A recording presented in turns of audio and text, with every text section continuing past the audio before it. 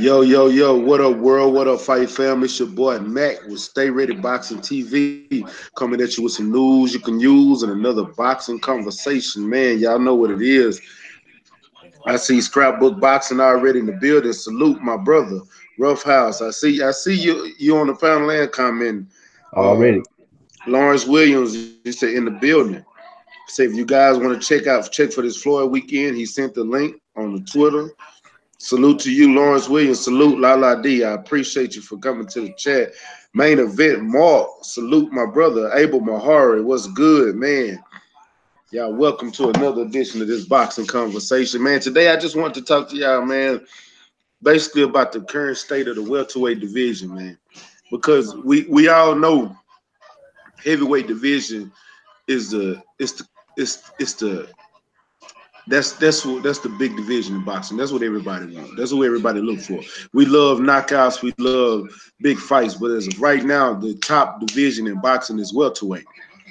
But we have a problem with welterweight right now. And my problem is all these duck artists and nobody fighting nobody. We got a lot of great fighters in the welterweight division right now, but nobody's fighting nobody, and that's a major issue with me. And to start it off, the first ducker is Keith Thurman. Keith, no time Thurman, you know, and he been ducking. It ain't just now. It's been a long time, but it's starting to really get to me because at the end of the day, we want to see the best fight the best. At the end of the day, but we're not getting it at all right now. And I mean, it's a lot of great welterweights right now, not just the champions. And I'm not talking just Sean Porter, Keith Thurman, Earl Spence, Terrence Crawford, even with the WBA regular and Manny Pacquiao. I'm talking about you got fighters. I'm gonna still keep Danny Garcia at that level. You got Amir Khan is still a welterweight. Andre Berto, I think he needs to retire. But you got you guys, he's ranked in multiple sanctioning bodies. He's coming up. Luis Collazo is still around. You know what I'm saying? You still got Josh Kelly is coming up. He's building a name for himself right now. Samuel Vargas and Jesse Vargas, they still around somewhere. Thomas Delorme is still he looked good in that against Jesse Vargas. He he looked great in those later rounds, but he was letting Jesse Vargas work him. That's you got Jamal James stepping up. Jerron Ennis is coming up right now. You got a lot of prospects that coming up. You got a lot of old heads that I would like to see still get some good fights like Devon Alexander. You know, right now that's the king division is welterweight, but nobody is fighting nobody. You got Earl Spencer's for to fight Mikey.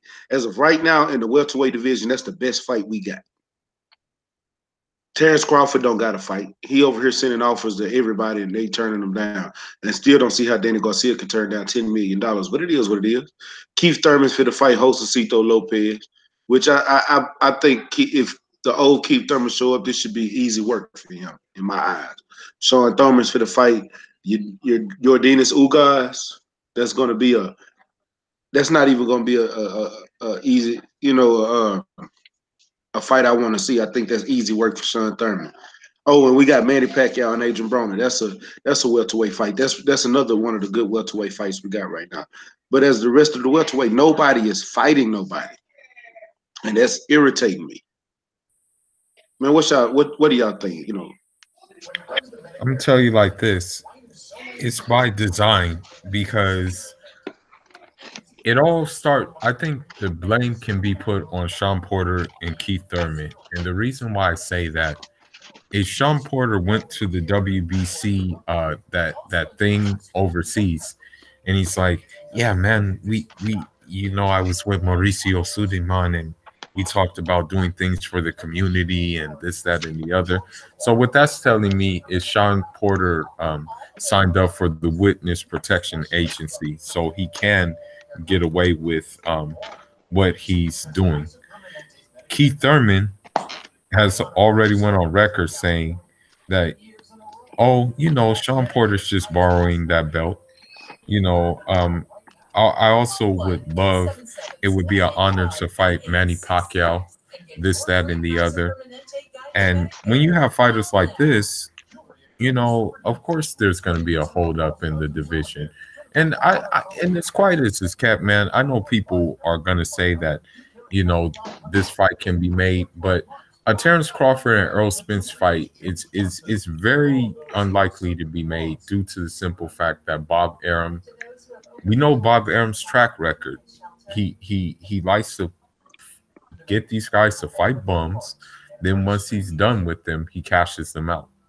He did that with Timothy Bradley, and he did it with Manny Pacquiao. That's why Manny Pacquiao is still fighting, and he's fighting with Al Heyman, because Bob Arum just basically sapped him of the money.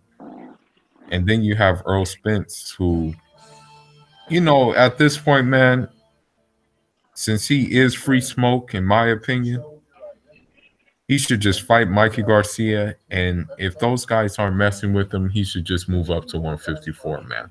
That's his best bet. He'll get fights at 154. I don't think that's going to be no. That's the only reason I say that is because the moment that he does, the moment that Earl Spence moves up and don't fight a Terrence Crawford, a Keith Thurman, a Sean Porter, now you just open up the door for them to say, "Well, we know who the real Ducker is," or something like that. Especially when it comes to Terrence Crawford. Whether it go, you ain't even got to say Keith Thurman or Sean Porter. When it comes to Terrence Crawford, they're going to consider Earl ducking Terrence Crawford if he moves up. And you can't even out there. I can see your point on that. That's one fight that he's going to have to. Before he move up, him and Crawford has to fight at the end of the day. Yeah. I see your point. I can see your point. What you think on that, fella?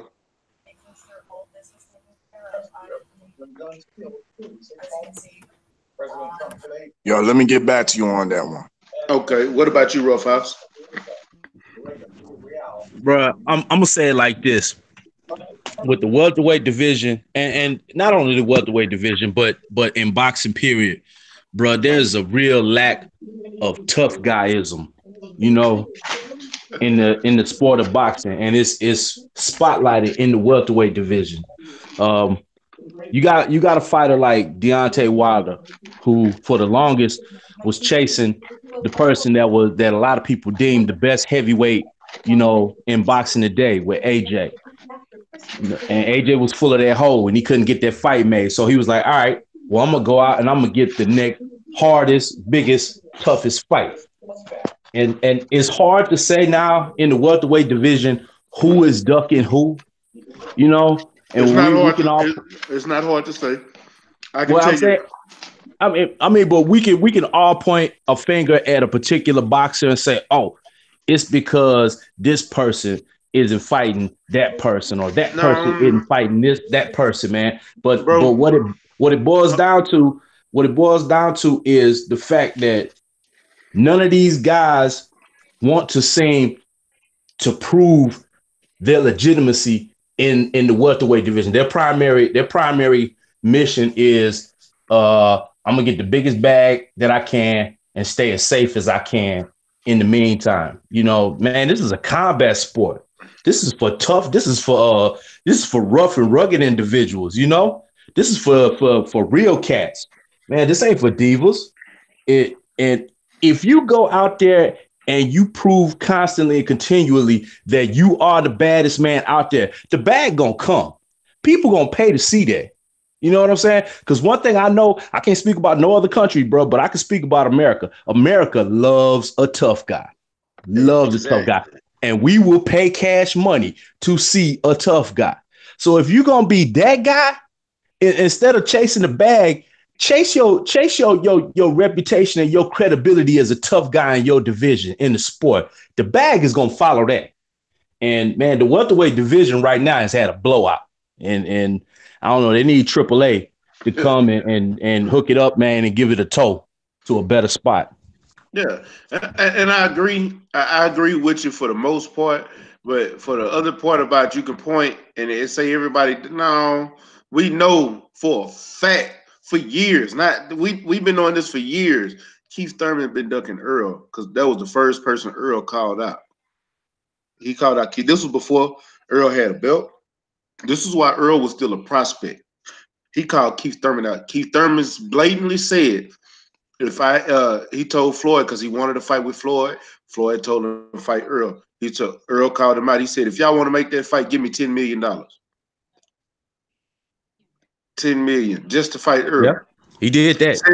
Since then, every time now you got to say, well, the money has. All you hear now is the money has to be right for me and Earl. I need to get my WBC belt back first, and then when me and Earl needs to go fight Terrence and get that belt, and then when we fight, it's gonna be a mega clash. Like, no, homie, no. 2000 and then 2019. This is a get back year, baby. 2020 sounds about right to fight Earl Spence. That sounds about right. That's blatant, bro. We know that's blatant. And then we can pull up Sean Porter. I mean, not Sean. Yeah, Sean Porter. Sean Porter. Sean Porter. Whole time, no smoke time, Sean Porter. He strictly said, Earl get a belt, I'll fight him. Earl, when it got to your belt that you lost, you didn't even attempt to try to get that belt back. You went a whole nother route. Then when he stepped in the ring, I don't care what nobody say. That was the sweetest thing you could ever do when somebody step in your ring after you win your title and you get called out. The first thing come out your mouth is "Hello, sir." Or and then wait. Hey, hold on. In the words of Agent Broner, man, get that soft ass shit out of here. No, shut up with that soft ass shit. Like real talk. And then this too. Then this too. Hey, do I look worried? This is gonna be the easiest fight to make. Now he running. Yeah. You did look worried, bro. You look very worried. Real. I mean, yeah, I get that. I get that, bro. And you're right. You're right about that. But you know what? There's a large contingency that is still out there saying, well, and even though Keith Thurman, to be honest, he was the most honest out the crew. At least he was the only one that was saying, nope, not gonna happen, ain't fighting him. You know, it ain't going down right now.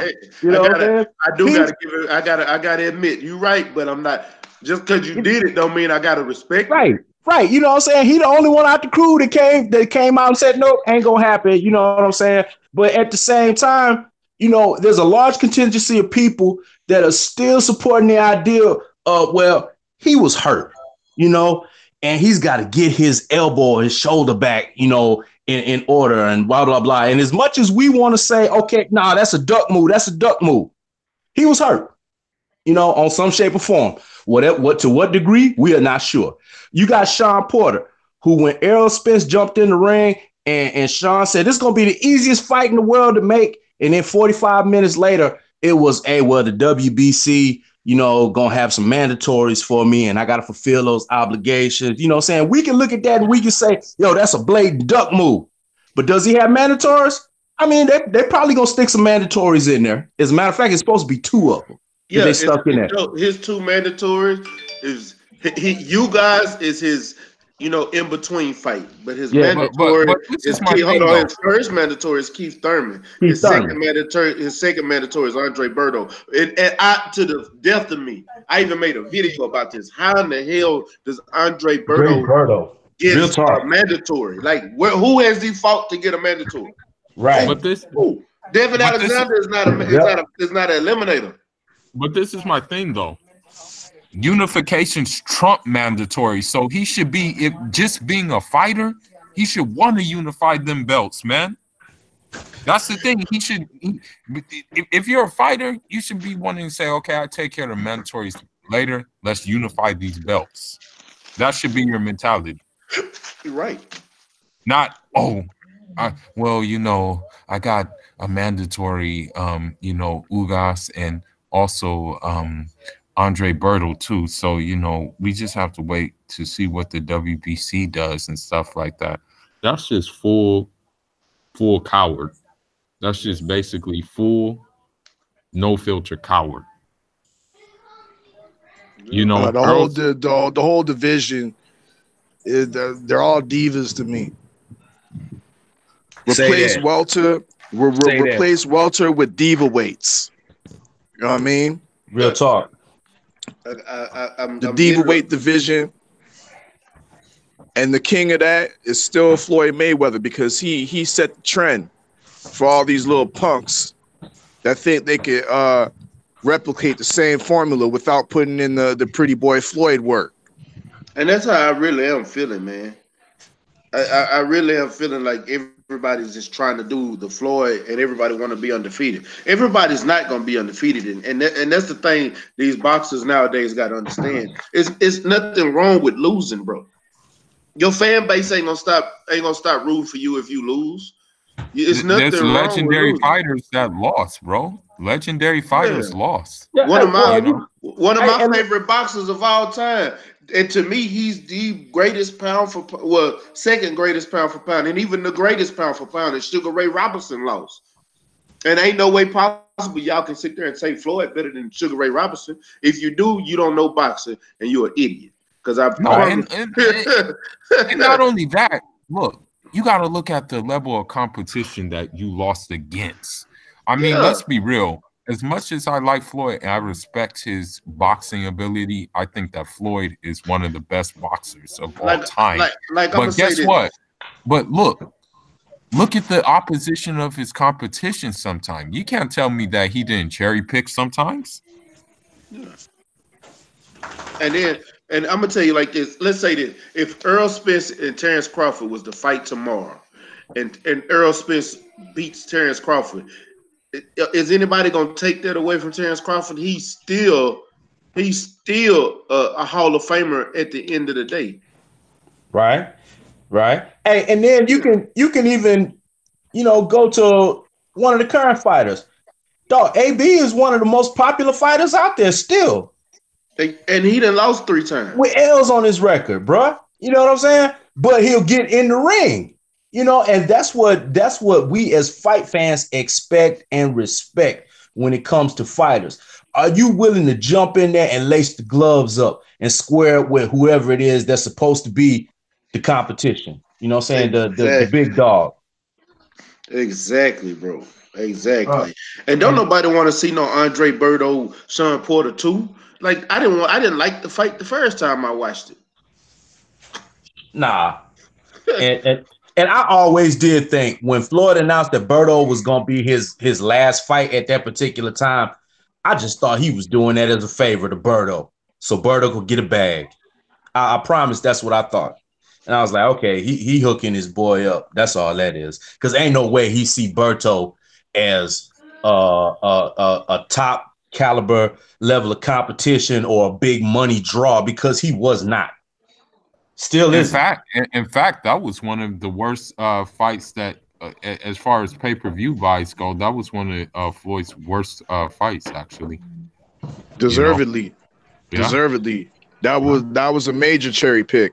And I remember those times it was him, Berto ended up getting the fight, but also I think Kareem Mayfield was a possible opponent for that last fight. Yeah. Absolute cherry pick. Hey, D-Lo 404, what you think? I ain't heard from you. You've been quiet this whole time. What's going on, my boy? Yeah, man, I just wait my turn. What's going on? What's going on, man? Shoot your shot. Hey, man, I don't know if I got a little background noise. I'm driving. I'm sorry about that if y'all hear. But anyway, can you hear me? Yeah, can you hear me okay? I can hear you. Yeah, man. For me, I look at it like this. You know what I'm saying? The welterweight division is supposedly the glamour division in boxing. The heavyweight division is the flagship division. I see a lot of similarities between the two divisions. You got your guys at the top in the heavyweight. They're not really fighting one another. You got Wilder's fought 2 of the other top guys, but aside from that, none of the other top guys are really mixing it up. You got all of your contenders below them are pretty much fighting guys that are well below them. They're not really mixing up one another. And you got the same thing going on in the welterweight division right now. You know what I'm saying? The only reason we got Danny Garcia and Sean Porter is because they were allowed to fight for that vacant title. You take that vacant title out the equation, I don't think those guys fight one another. You know what I'm saying? And with Keith Thurman, I don't care what Keith Thurman does in that Josecito Lopez fight. I don't care if he knocks him out with 20 seconds in the fight. I do not want to hear him or see him on TV beating his chest, talking about he's back and he's running the welterweight division and all that nonsense, unless he's trying to go straight to, at least go straight to that Shawn Porter fight and get his belt back. The reason I say that because he is supposedly the champion in recess, so he has an automatic straight line to fight for that title whenever he's ready. So I don't want the belt. Huh? And he still has a belt. Right, and he still has his other titles. So that's a unification fight for Shawn Porter. But I don't want to see him talking about fight some other tune-up. If he beats Josecito Lopez, I don't give a damn how he looks. I don't care if he looks horrible. If he wins, I want him going straight to that Shawn Porter fight to get his belt back. If he can't get his belt back and he loses, then we just know where he is. But at the end of the day, with all of these guys in the top of these divisions, and I know we're talking about the welterweights, you know, people throw around that term elite an awful lot. But I'm gonna tell you, you can't crown any of these guys elite until they fight one another. Even if Errol Spence is calling out everybody under the sun, we can't find out how good Errol really is until them guys give him a chance to fight him. You know, only thing we can say is that he beat Kell Brook. You know what I'm saying? He knocked out Kell Brook, and he's dominated the other guys that he's fought, but he's not given an opportunity to really show his mettle against the guys that are supposed to be on his level. I mean, that's just like the criticism we hear for Luis Ortiz all the time. He hadn't fought anybody. He hadn't fought this top 10 guy. He hadn't fought that guy. Man, these guys can only fight the guys that are willing to get in the ring with them. It's too much ducking going on in the sport of boxing. And when you got ducking going on in the glamour division in boxing, the welterweight division, and the flagship division, man, boxing's in a sad state. These guys got to step it up and start fighting one another. They need to stop being thrown a bone to fight people they shouldn't be fighting. They need to be fighting other top contenders. These guys got to stop protecting these L's and go out there and take a chance, dare to be great. When the best fighters out there fighting the best, daring to be great, you're going to have several guys out there with losses because everybody can't stay undefeated. Man. Amen. Real talk. Great point, bro. Real talk. I just read something today. Trainer Mikey Garcia to be stronger, faster, better for Spence. Of course, he's going to be on that good juice. He has Victor Conte.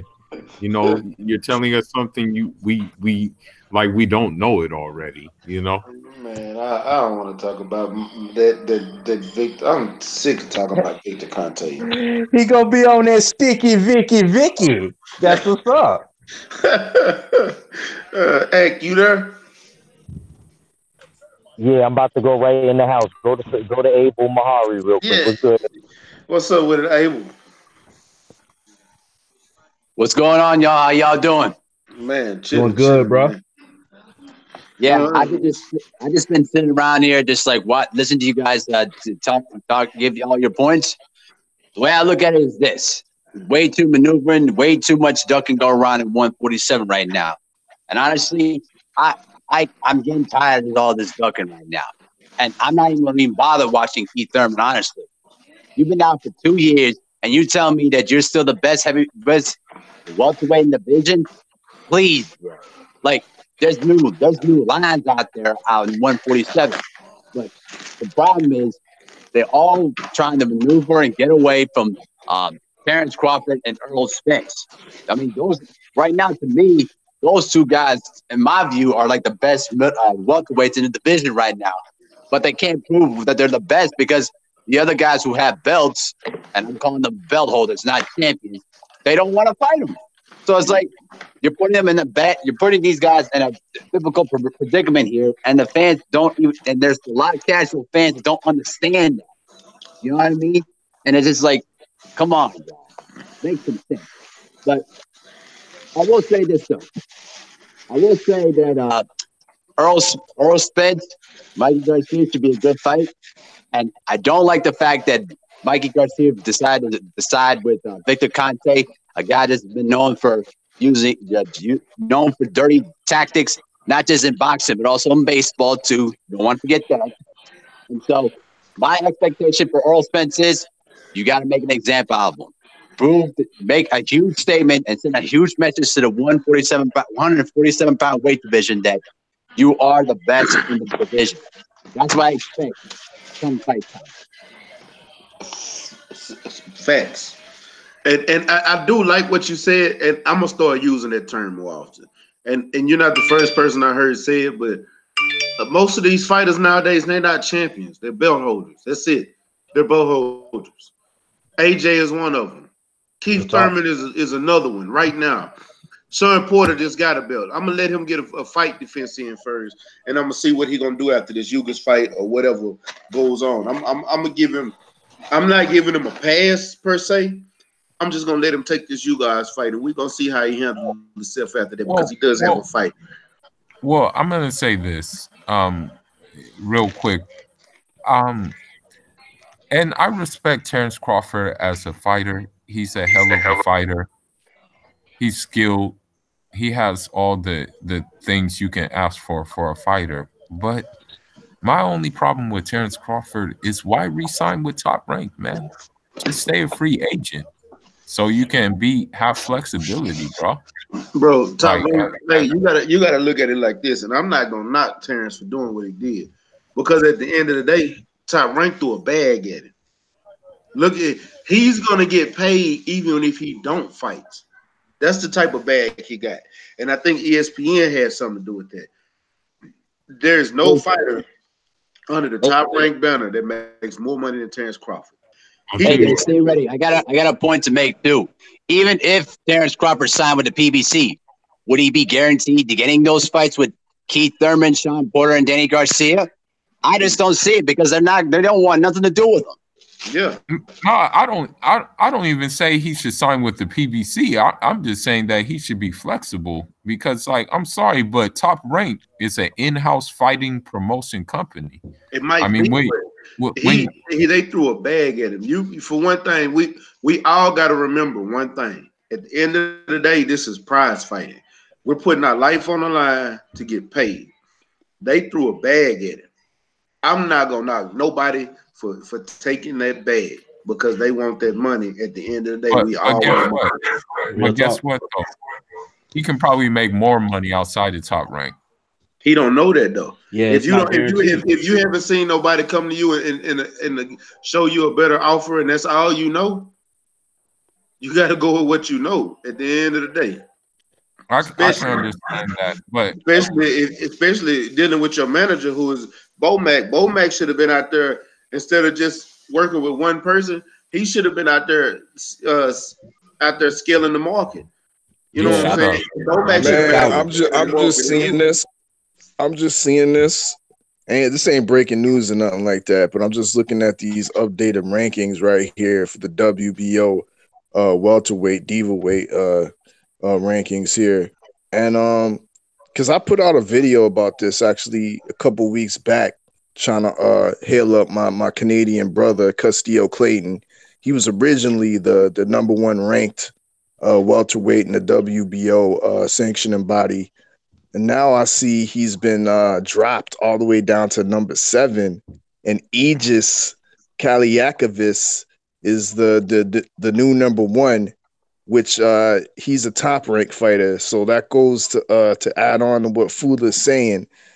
Top Rank loves those in-house fights, and it's kind of suspicious how this Aegis guy just dramatically rose to #1. I mean, I guess Aram's putting out that good payola to the WBO right now, bro. Yeah, they're gonna make another Jose Benavidez Terrence Crawford too, bro. They're gonna make that fight. Trust me. I guarantee you. Wouldn't be surprised if they made a Jeff Horn Terrence Crawford. They're talking about this Green Machine fight though. Green Machine against Crawford, Aegis Kaliakovis. Let me just say this though too. I mean, I don't even take the WBO seriously as a legitimate sanctioning body because they only serve for one purpose and one promotion: Top Rank. It's almost like an equivalence of how the WBC used to serve Don King way back in the day. It's almost exactly the same way if you really think about it. let's not forget Frank Warren now. Frank Warren got ties to that belt too now. If you a Frank Warren fighter, you could be. Golden Boy got ties. Yes, you're definitely correct about that. There's multiple promoters that are tied to the WBO. Golden Boy, go look at Golden Boy and junior welterweight right now. No, I'm not saying 4 champions in no. I'm just. But what I'm trying to say is hard body, where you get it quick, fast, in a hurry. Frank Warren and Bob Arum.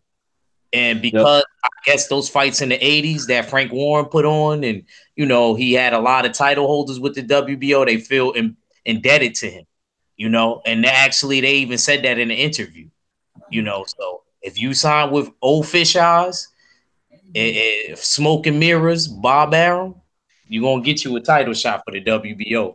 You better believe it. I'm gonna tell you something else. Man, you're right though. One other thing, Kai Cook. Yeah. Hey, thank you guys. Because I didn't get to hear you a minute ago. You riding around with your taxi driver and you moving here, moving there. Yeah, go on Cook one time. Yeah. First of all, what's good to everybody in the house? Fooler, you wasn't around earlier. Don't duck me, son. Don't. Hey,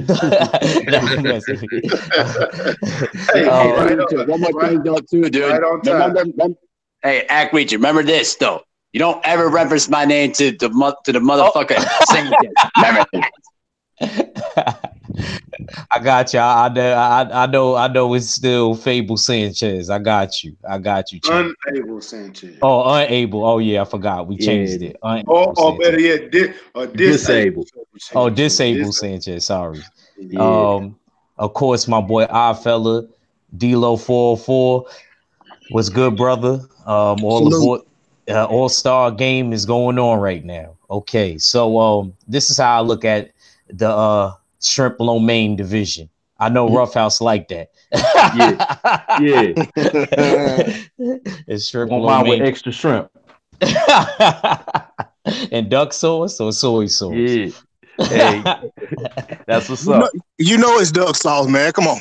Oh yeah, facts. I'm sorry, D-Lo right. Sure, so you know it's duck sauce. Yeah. So I just look at it this way. With the Terence Crawford situation, we do got to take into account. Mac is completely right. That man is going to get $3 million, and who knows what he getting on the back end for fighting an Uber to an elite fighter, even if he get injured. And he's going to get that until 2022 or something? Yep. Something like that. That's not a bad deal, guys. Y'all got to think about y'all family. I know a lot of y'all on the panel got kids and things like that. I don't got no kids yet, but I'm just saying, like, you gotta think about stuff like that, bro. You know what I mean? He did what he had to do for his family, and it's not. And the reason being too, we have to remember, Felix Diaz was a PBC fighter. John Molina Jr. in his Riddler glasses is a PBC fighter. So he looked at it as I could get a PBC fighter if somebody it's not, you can't blame one person. It's like Mama used to say when you and your brothers and sisters got into an argument, which one of you did it first? Y'all both lying to her. You know what I mean? She ain't gonna know who did it because she wasn't around. That's how I kind of look at it with the whole top rank and the PBC thing. If somebody is willing to fight them, they'll go out their way to fight them. They know that Terence Crawford is a risk. They know he is a big risk with good reason. I'm not going to fully believe PBC side. I'm sorry. It don't matter how much I like PBC. I'm not going to fully believe they side just because I seen Terence Crawford able to fight PBC fighters before. So nobody could just sell me on the fact that Terence Crawford don't want to fight PBC fighters. And y'all know what I'm saying is true. Also, another point there. Hold on, Abel. I want to throw on this. But I'm not gonna say I'm not gonna blame BBC. This is what I'm gonna say. Promoters talk. At the end of the day, in order to make that fight, one promoter got to talk to the other. But at the end of the day, Al Heyman is not a promoter. He's the manager that you need to contact if you want to talk and deal with his fighters. Here's the issue with that. When you got somebody like Bob Arum that has sued Al Heyman, but then comes out in the public and say Al Heyman is fake. He's not a real person. and this and that. But then when you get confronted by one of Al Heyman's fighters, he said, "Oh, I didn't say that. I know Al Heyman is real." Well, you got his number, call him. Instead of going out in public, going out into the media, saying it at press conferences that we want this fight, we want to make, that we want to make this fight, but you're not picking up. That's the same thing I say about Anthony Joshua right now. Mac, y'all doing Mac, all the, hold on, but no, listen for a second. Now, Mac, I don't want to lose this point. I really want to counter what you said. I'm gonna keep going, but I want you to hear me, because you can't go out in the media and talk all your noise and talk and say that you want this and you want that, but he's not working with me, they're not working with me, but you're not even making attempts to send term, offer sheets, contract, whatever. If you're not going to make those attempts, which we know they haven't made those attempts, we know that for a fact they haven't made those attempts, then which you're saying it doesn't matter who started, but you got to make the attempts, my brother. If nobody's making those attempts, then who do you blame then? All right, let me go. Because if that's the case, then we can't keep blaming Eddie Hearn. Okay, Mac, let me just say something to this.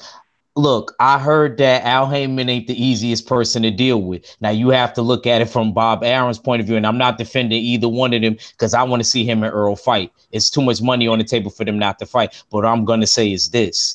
I heard that Al Heyman is the type of dude, and I'm always around boxers. I'm a fighter myself. He's the type of dude that, like, let's say if I was Al Heyman, Fuller's my assistant. You're not going to get to talk to me. You're going to talk to Fuller to talk to me. It's an ego thing.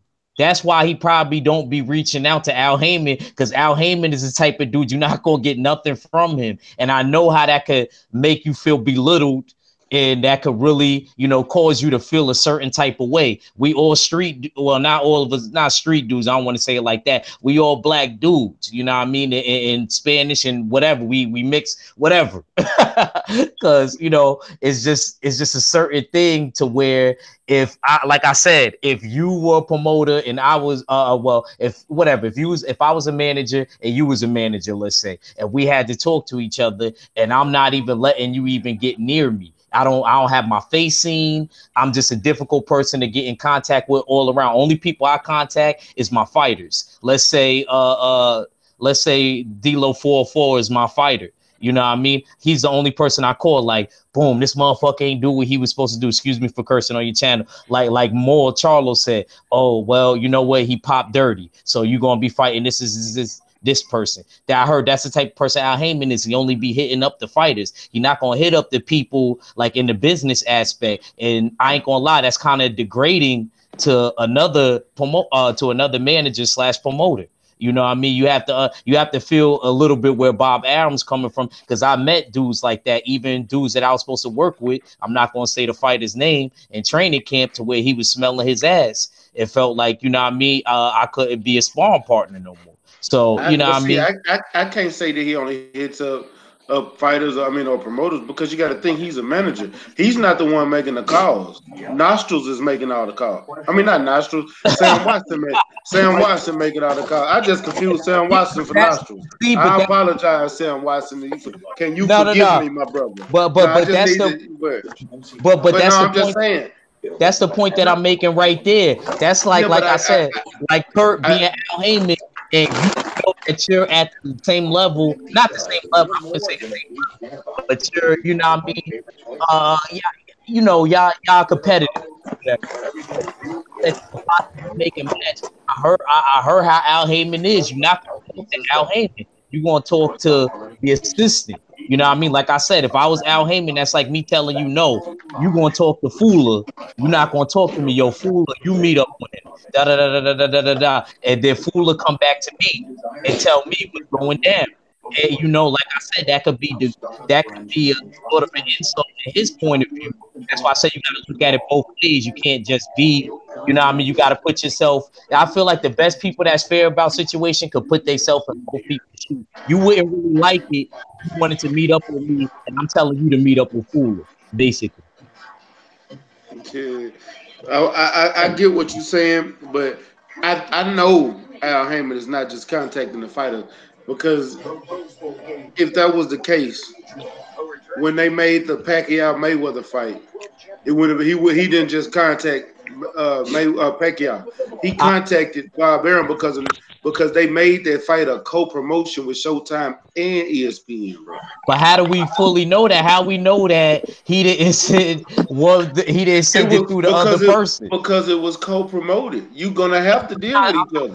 I'm not saying that, Mac. What I'm trying to say is, how do we know that Bob Arum and Al Heyman talked directly? You know what I mean? He could have talked through the assistant. I could still make a fight through my assistant. So what's up with it, Kurt? Yeah. Stay ready. What's good? What's good, chat? What's good, panel? How y'all brothers doing this Thursday evening? Man, we're making it happen. Good. Man. All good, Curtis. All good. But Mac, this had to be the first time we didn't agree about something. But we agree and don't agree at the same time. Yeah, that's true. That we don't agree on is we do agree that Earl is going to win the fight. We agree on that. But my thing is I don't agree with I agree that it takes more two to tango. It takes two to tango. It does. I agree with that. And I think everybody on the panel can agree with that. Yep. But and even though Al Heyman might not be the best to deal with, that's because Al Heyman is not a promoter. Y'all people got to understand that. He's not. He's a manager. He's a manager. A manager at the end, a promoter's gonna do what's best for the promotional company and the best for his pocket. Al Heyman is gonna do what's best for his fighter, and he's gonna get paid on the back end from that. That's what people got to understand. He is not gonna let a promotional company mess over his fighter because that's his job. So with them saying he's hard to deal with, that's why he's a manager. A manager and the agent is gonna make sure the best thing for their fighter is gonna come out of that, and they're gonna make sure that fighter's gonna get paid. They're gonna make sure there's no bad stipulations to where you're gonna mess over my fighter. This is what's gonna happen. You know what I'm saying? You seem like you would be a good manager. Kurt seemed like he would be a good advisor. I believe Kurt would be a good advisor, and I've done some management with music before, but. Y'all got music in the house. You know what though? Yeah. You know what? Music transfers to this boxing game, man, because these boxers are like rap artists, man. Like, or at least they want to be. That's like I'm not gonna lie, the way they've been blinging lately. They're like rap artists, man. They're like rap. I'm gonna tell you that. And one thing I want to say too, this is what I want to say about these belts, man. Honestly, with all these belts, for me, these belts are alphabet soup belts because they're really just designed to keep money in these governing bodies' pockets, because you have to pay these sanctioning fees, you have to pay all of that, man, and this is coming out of the fighter's pocket, man. It's just really. You want to know what's crazy, Fula, that you bring that up? I remember when Terrence Crawford became undisputed, based on the true story. Terrence Crawford, it took a while for them to make his belt, his WBA belt. He literally hit them up on Twitter. I follow Terrence Crawford on Twitter. He said, "Dear," I forgot what's the president's name over there. I don't remember all them damn Spanish presidents at the WBA president. Gilberto Mendoza. Yeah. He hit him up and he was like, "Dear Mr. Gilberto Mendoza, I have not received my belt, but you guys were the first sanctioning body, the first one to press him about his sanctioning body fee.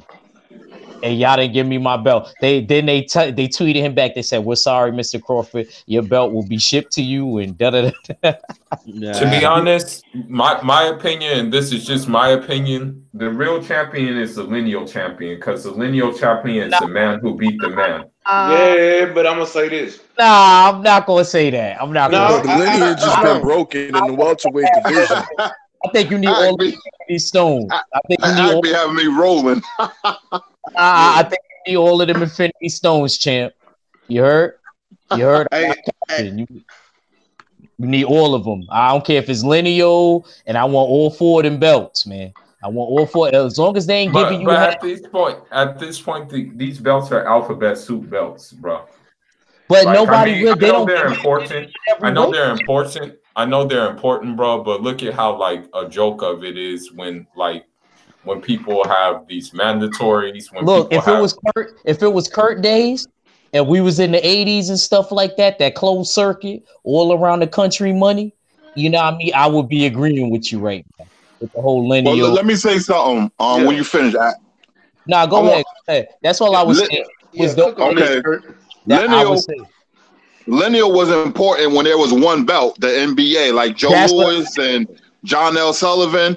They was the NBA lineal champion because they were the man. There wasn't belts that you can divide. When the belts, when you have multiple belts, WBA, WBC, IBF, now the WBO, which came in '88, if you was undisputed, that to me tops lineal because you got all the belts. So undisputed, I would rather be undisputed than lineal. Lineal was more important back in the day when you only had one belt. But I want all the belts. Hey, but Kurt, I got a question. I'm gonna ask you this. What's up? If you become undisputed, doesn't that make you the lineal champion though?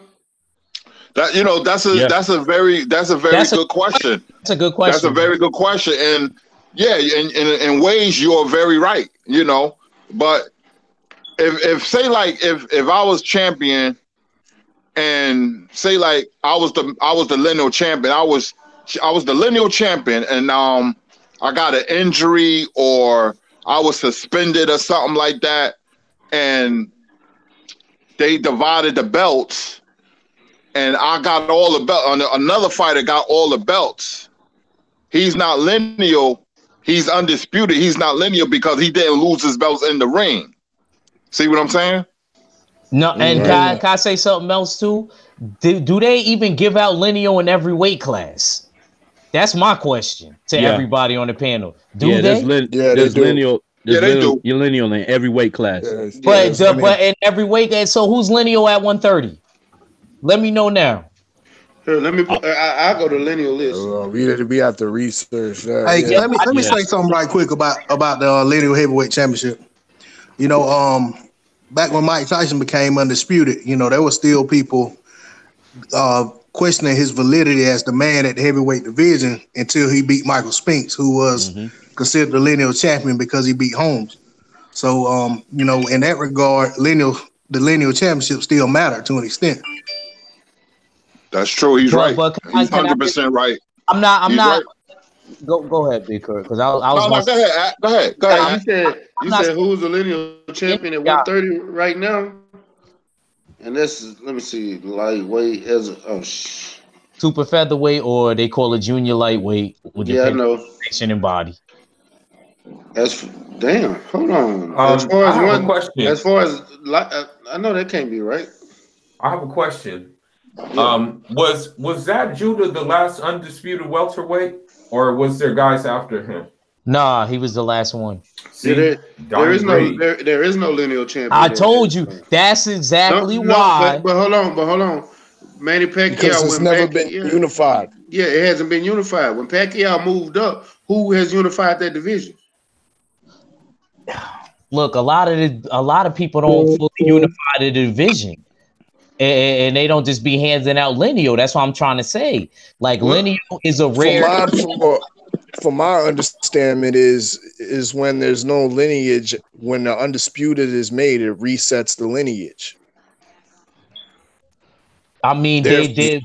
But when the last time we see undisputed, besides Terrence Crawford, and then before that, it was Bernard Hopkins.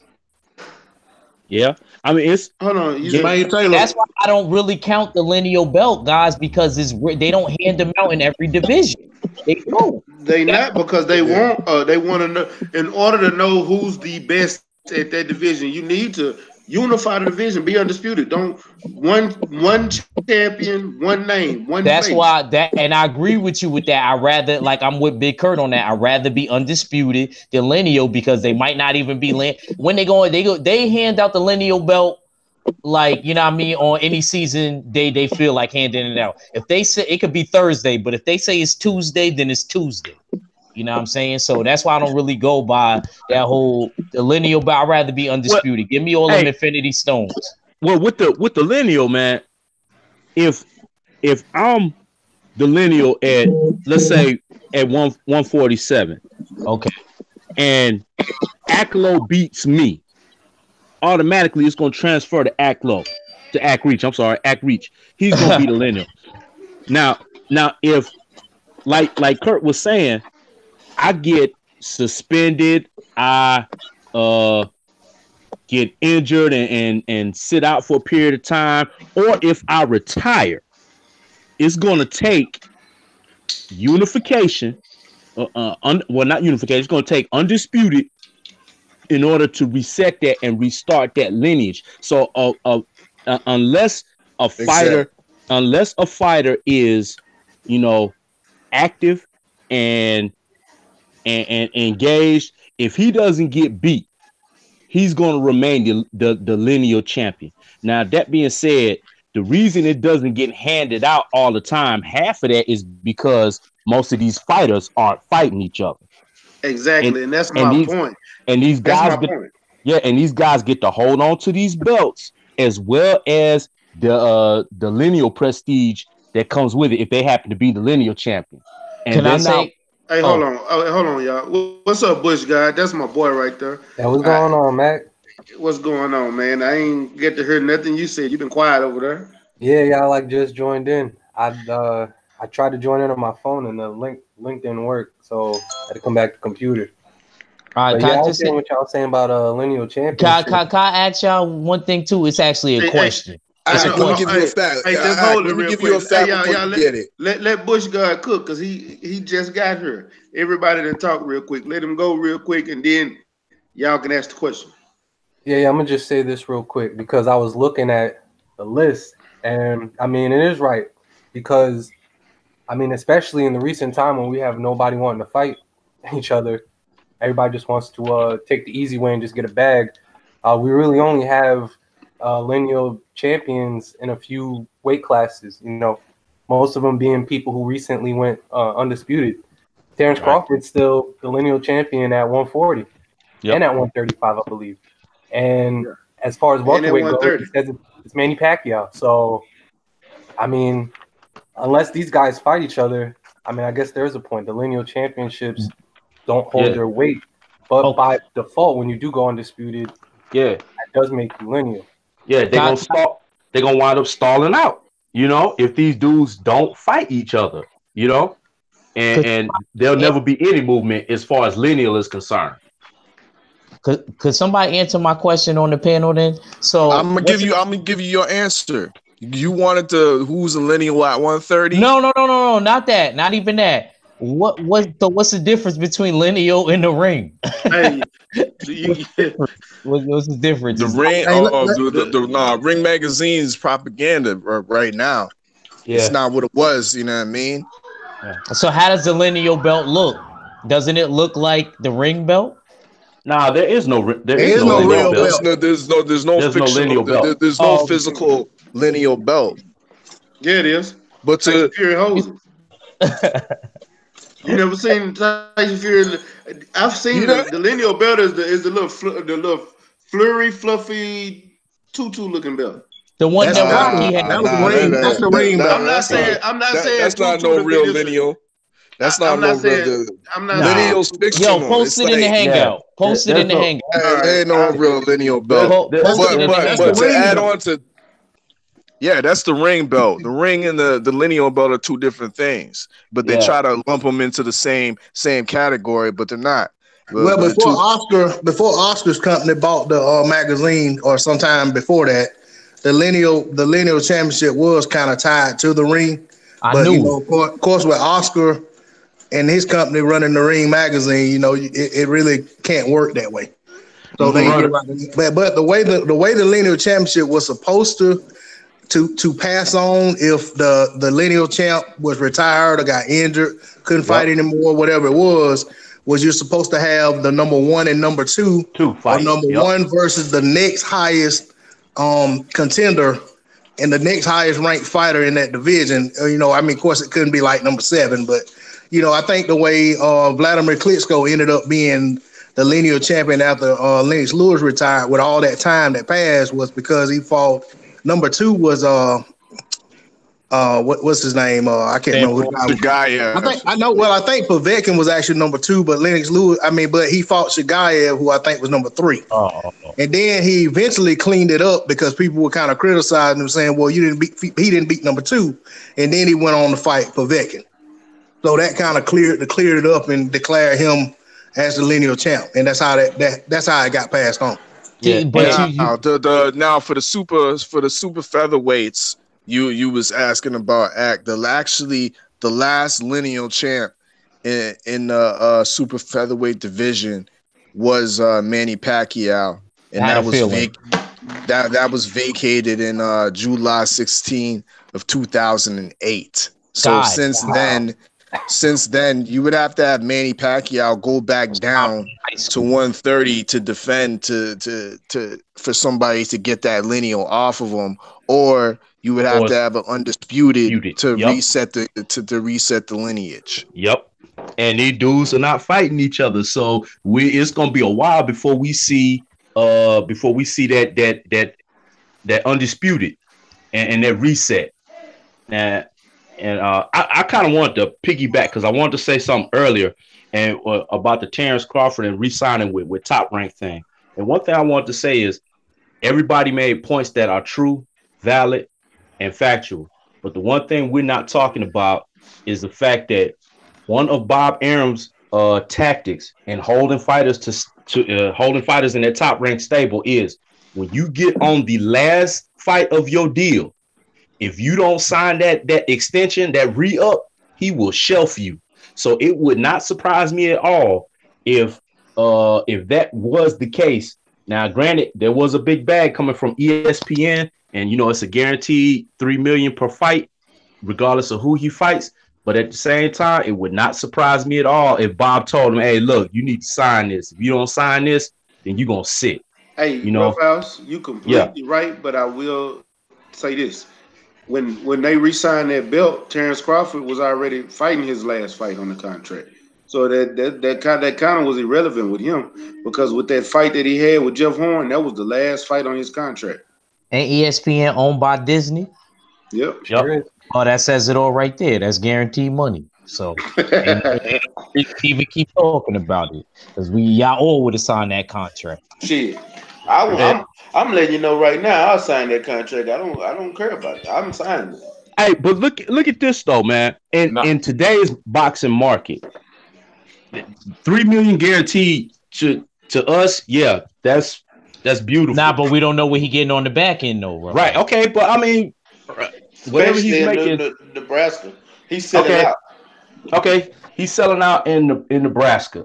All right, I'll concede that, but in today's boxing climate, in today's boxing market,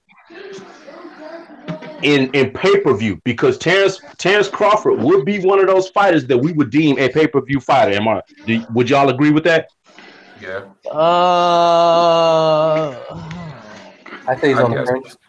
He's borderline. You can say. I mean, you know what? Let's see how good Earl do with the numbers, and then if they fight, he could eat off of what Earl do.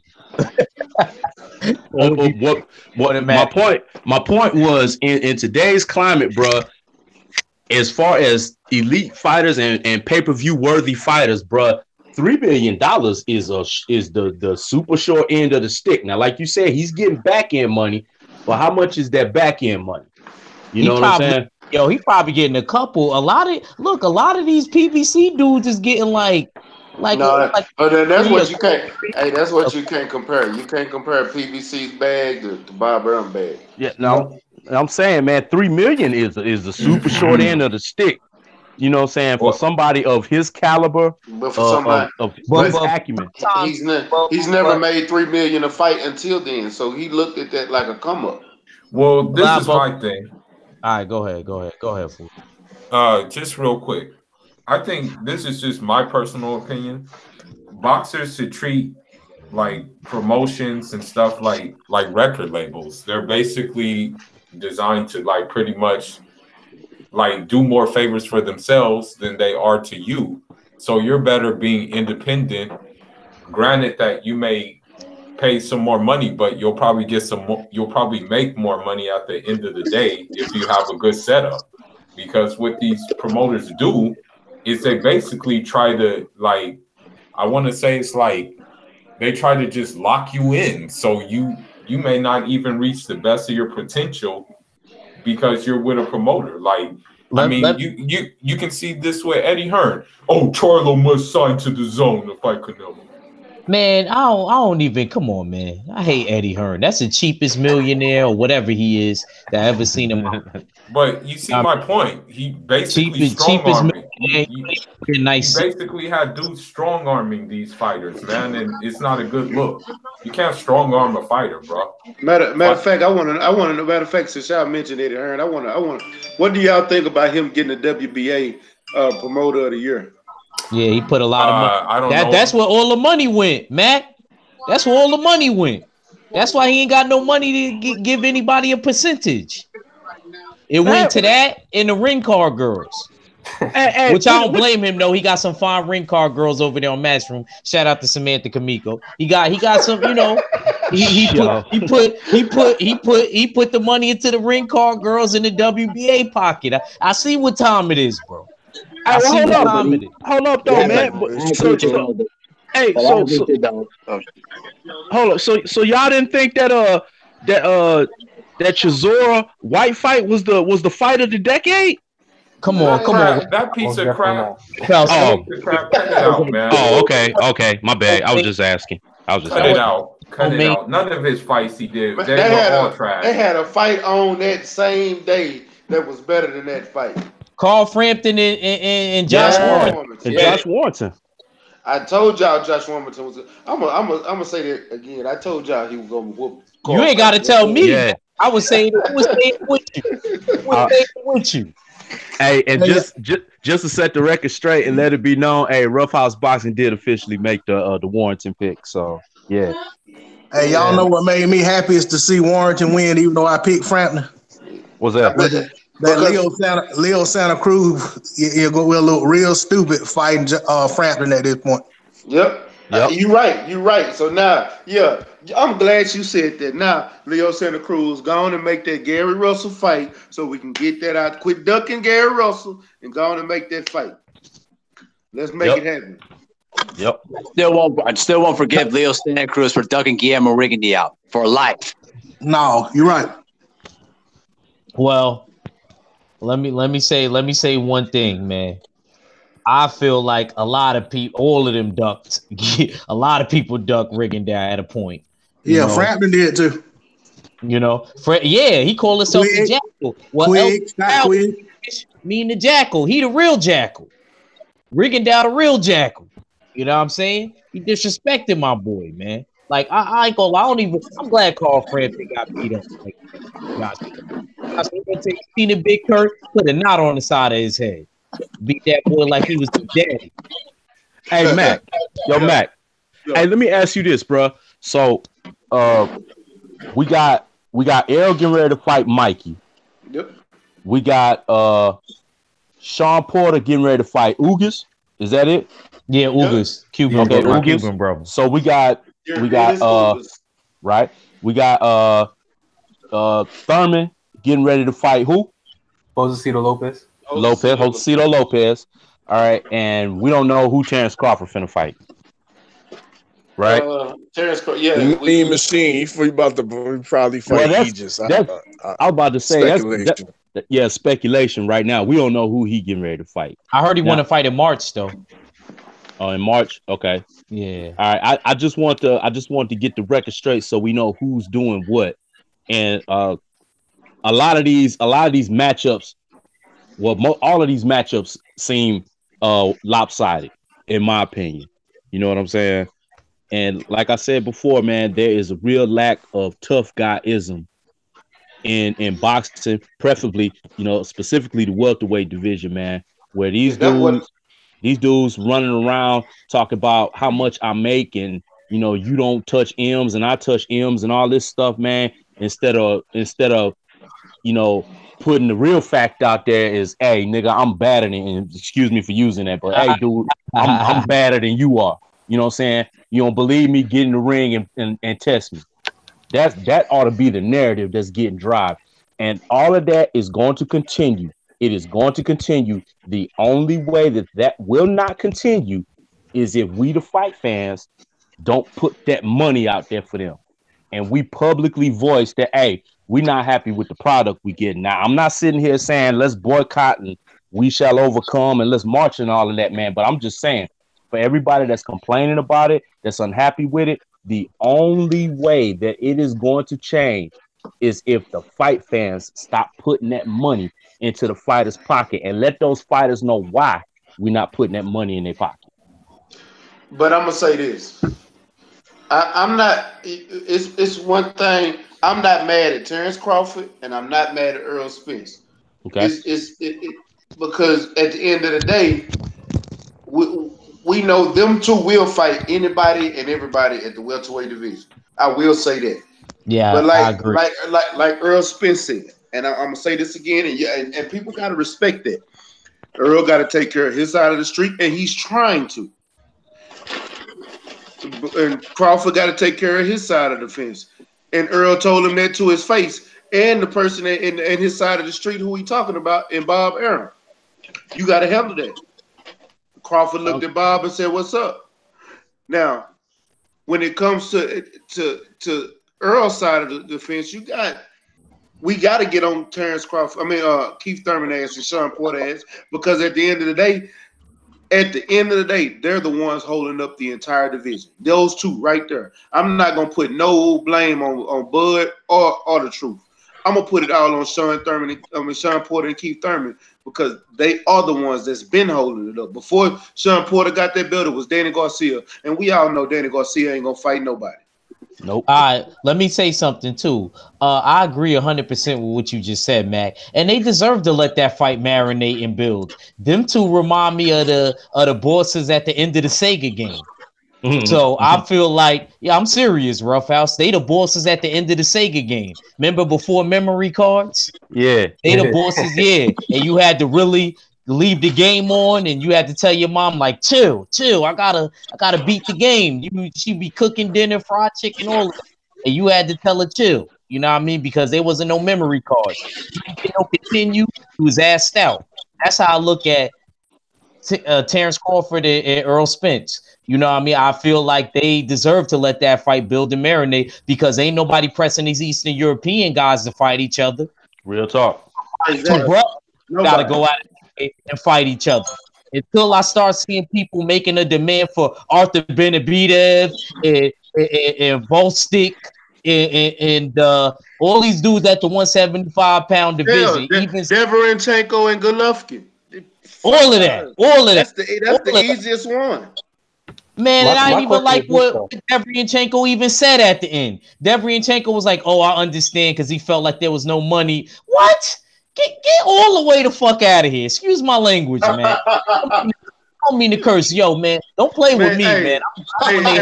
As of right now, I only got 300 subs. Only white man that wants smoke is Caleb Plant. Shout out to Caleb Plant.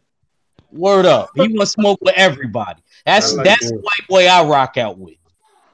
You know what I'm saying? Yeah. Hey, it's crazy, man, because the way these dudes are doing right now, man, this, to me, it looks like a modern day free liberated version of Black Murderers Row. Because like you said, all these black dudes are having to fight each other.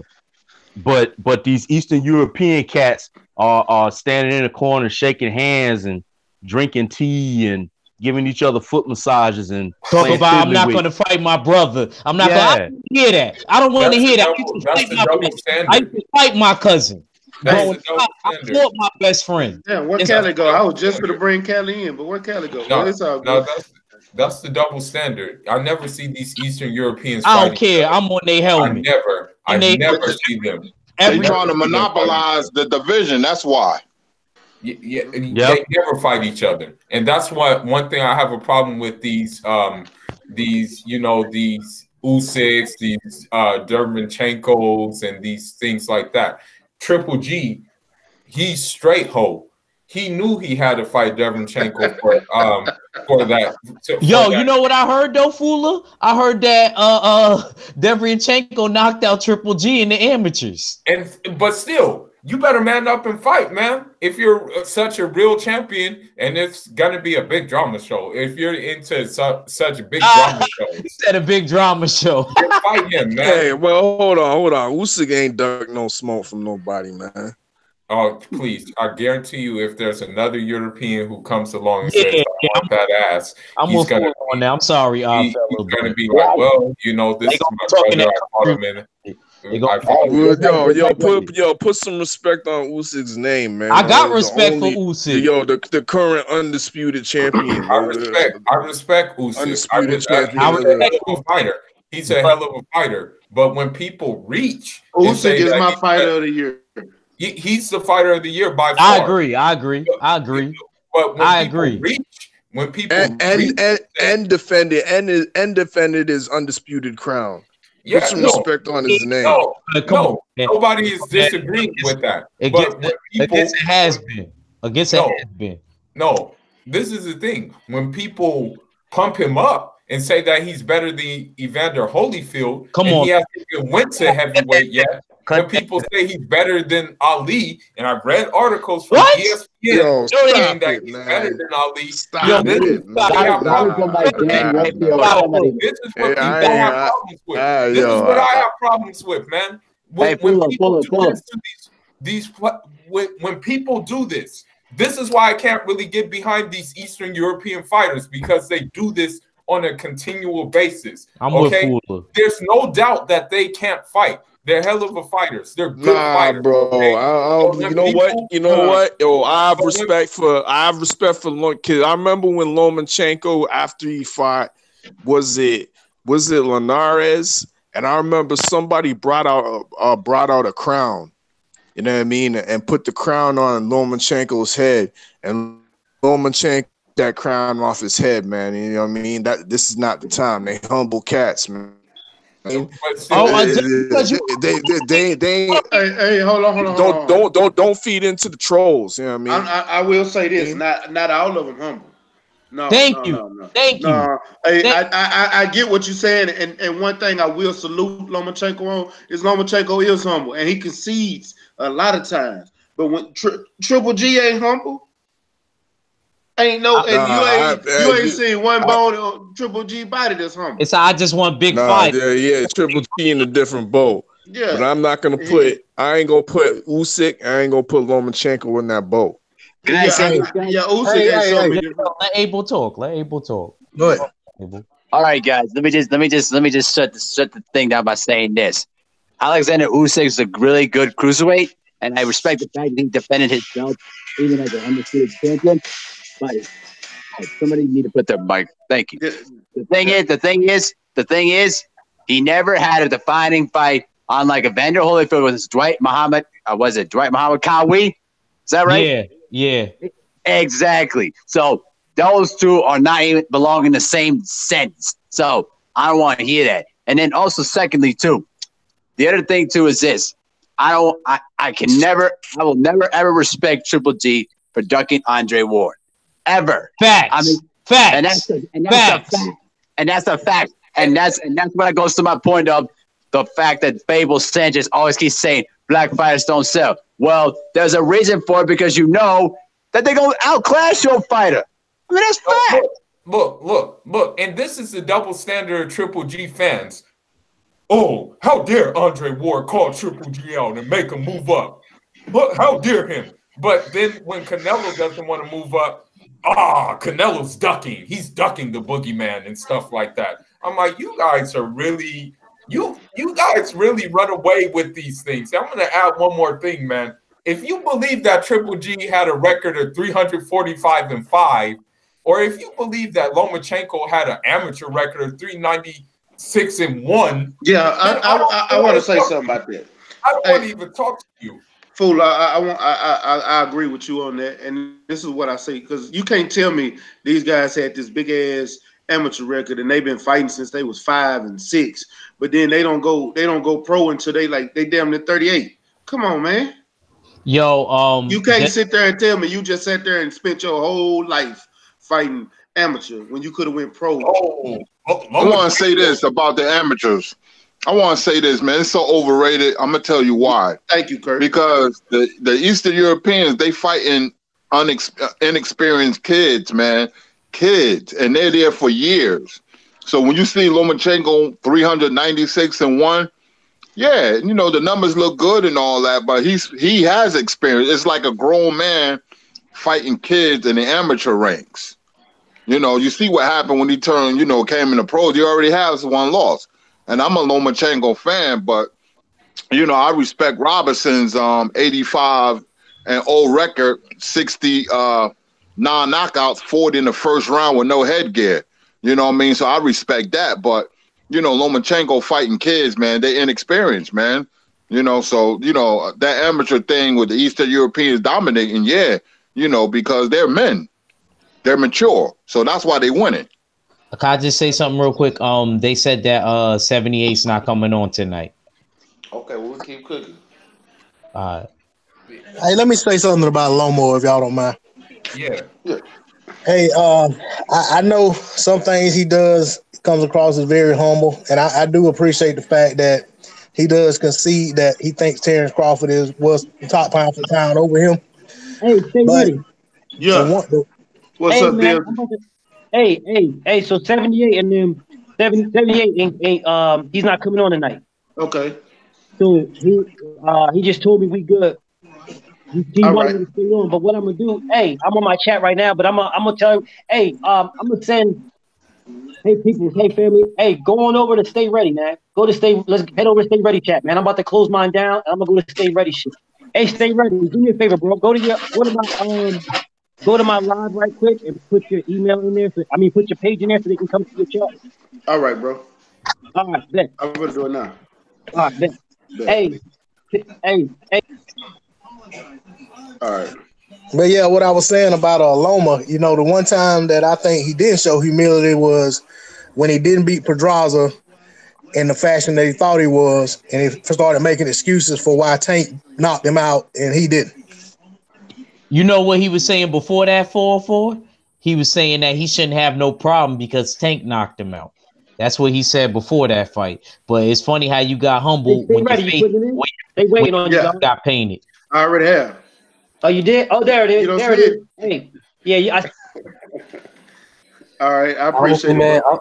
I'm still not even off of the whole Adonis Stevenson thing, man. I'm not giving Lomachenko a pass for that. I ain't forget about that. I saw that. Yeah, you're right. You're right about that. I saw what he did in the back and stuff like that. The thing is, too, man, I'm gonna tell you another thing, man. I don't think that they knew about his condition yet, though. I don't think he knew about that, but it wasn't poor taste, but it wasn't like he knew like Adonis was in serious critical condition. He did know the man left him stretching. No, I'm gonna tell you this. I'm gonna tell you this. What? See, I didn't. Hey, Bush God, what did he say? Because I didn't hear it. No, he cutting off his. You know how you got your plate on the belt? Yeah. He cut off Adonis Stevenson because you know.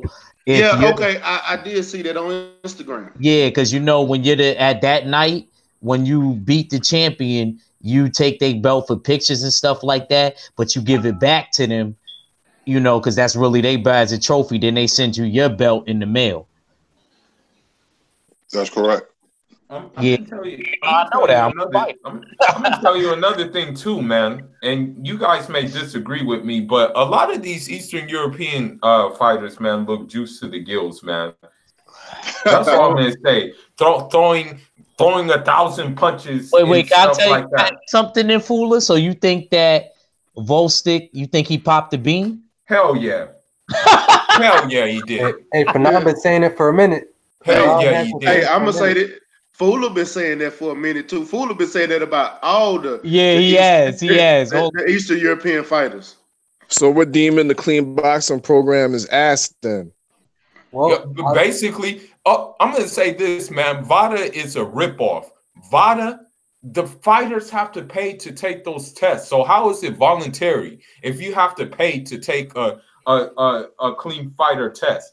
What they should do is they should have one test form, and that's USADA, and they should do testing at any time, anywhere. That's what they should do, whether the fighter is scheduled for the fight or whether the fighter is not scheduled for a fight. That's how they should do it. Right, to a certain extent. But what I say about VADA is VADA, it does test you around, and VADA has caught more drug cheats than USADA has currently, as of right now in the sport of boxing. Hold up. What you said? you said. So I hear we talking about. I hear we talking about the Eastern Europeans being like dirty or something like that. Is that what we talking about? That's my that's his hot take. That's my take on it. We generally just hating on the Eastern Europeans right now. That's just my take on it. I'm not. We're not hating. I respect them as fighters. Don't get me wrong. Fella. I'm playing. I respect them as fighters, but I know their history. Fool, I got you. Fella, we not hating on nobody. We not hating on. I'm not saying that. I never said what Fuller said. If Fuller feels like they all popping the bean, that's Fuller. I just don't think that a lot of these dudes. Look. My whole thing is y'all don't fight each other, so y'all not selling me on being the best. You know what I mean? So, you can fool all of these dudes like Larry Merchant and Jim Lamp. Damn. Oh. People dropped off. I don't know what just happened. I'm still on this bitch. But so hold on, fool. What was you saying? Let me cook right quick, dog. I understand this concept. You know what I'm saying? I do. I understand this concept. I understand that it's kind of weird too over there, man, because there's a certain type of thing where a lot of them are like with the water thing. They don't really have to get onto the testing unless they're about to fight. You know what I'm saying? A lot of them are not year round. You know what I'm saying? A lot of them they don't do a year round thing. They do when they're about to fight. That's when they start doing their thing. You know what I'm saying? So the problem with, and they claim VADA, but unless you are in the CBP, then you don't do it like that. You have to be in the CBP. If you're in a clean boxing program, if you are in that one, you know what I'm saying, then you can say, all right, cool. Then I know that they're doing testing year round. If you're not in the CBP, even if you say you signed up for VADA, then you did it specifically for a certain fight. And when you're not fighting, like Anthony Joshua. That is correct. Now, am I saying that he's on something? I don't know that for a fact, and y'all already know how I am. I like to dabble in the facts and shit. But I've heard rumors. A lot of rumors. What I can say is this. This is what I can say, right? This is a factual statement. Anthony Joshua was ranked number 2 behind Povetkin. Number 2. You know what I'm saying? When the CBP started, when it initiated, I want to say a week later, Anthony Joshua was pulled out and went on to fight Charles Martin. Now, it could have been just the timing of it. It could have been suspect timing, but that is a fact. A week later, it was like a week and some change almost. When the CBP kicked in, all of a sudden, Anthony Joshua pulls out, and now he's fighting Charles Martin. You know what I'm saying? So, I mean, you can take that for what it is, but those are facts. I'm not going to say he was on it, but I am going to say they were consistently moving up the WBC rankings. They were saying that WBC belt is the most prestigious belt. They were saying all the right shit. Oh yeah, we're Eddie Hearn was saying we're about to be in line for, about to be the mandatory to the champion, blah, blah, blah. He was saying all the shit. And then all of a sudden the CBP kicked in, and the next thing you know, they're chasing other belts. So I don't know what you want to take it at, but those are facts. Yep. Those are the facts. What's up with it, Kurt? I ain't heard from you in a minute. Real quick to piggyback off of what he said. I'm going to take it as this. It wasn't the jollof rice. It wasn't the fufu. It was what was in the laboratory that dude was on. Because in the UK, I have an uncle who lives in the UK. The UK is very lax with their doping. Hell, a whole soccer team may be juiced to the gills, and they're gonna keep it under wraps. So, do I think Anthony Joshua is on PEDs? You better believe it.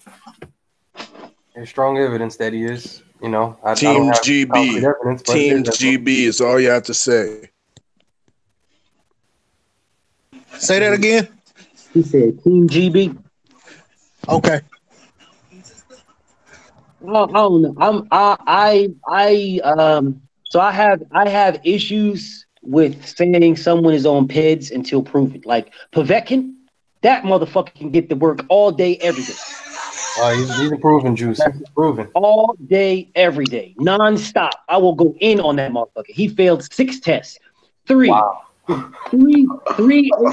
tests, both of them for the first 2, the A and B meldonium. The second 2, A and B meldonium. The third one, A and B aspirin. Ain't nobody gonna tell me this motherfucker wasn't on PEDs. Nobody. Pulev or Povetkin? Povetkin. Oh yeah, we know. Yeah. That's what. To be honest with you, that's why I was glad that Anthony Joshua. I picked Povetkin to win that fight, but I was glad Anthony Joshua knocked him out.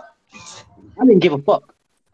I'm going to say this, though. I know we shouldn't accuse people of being on PEDs, but let's just look at the evidence. Like, for example, with Canelo, you see the evidence. That dude got a football dome head now. He got, like, his head looks like a football helmet. I looked at the old footage of Canelo fighting. I'm like, man, why is his head getting bigger? Yeah, and he keeps a beard. And he keeps his beard. Yeah, man. It's not even that, man. It's not even that. Look at Manny Pacquiao. All right. Look at Manny Pacquiao. For real. Look at Manny Pacquiao. Manny Pacquiao's head. If you look at Manny Pacquiao when Manny Pacquiao was fighting Singh Surratt and motherfucker, like, man, that motherfucking head is big as hell. Now, does that mean he's on PEDs? I don't know. But I am not gonna definitively say yes, but I am leaning towards the 80% that motherfucker was juicy. Like bro, he got that Barry Bonds head, my nigga. Bro, listen, let's be real, right? Let's be real with this whole shit. No, we jump on Anthony Joshua whole ass for turning down $50 million, right? Manny Pacquiao turned down $40 million because of a drug test. Like, we don't know what. So we all thought that fight would make a lot more. We thought it would make a lot more, and Manny should get more money. There was plenty of people that had that thought in their mindset. The problem is, you still turned down $40 million.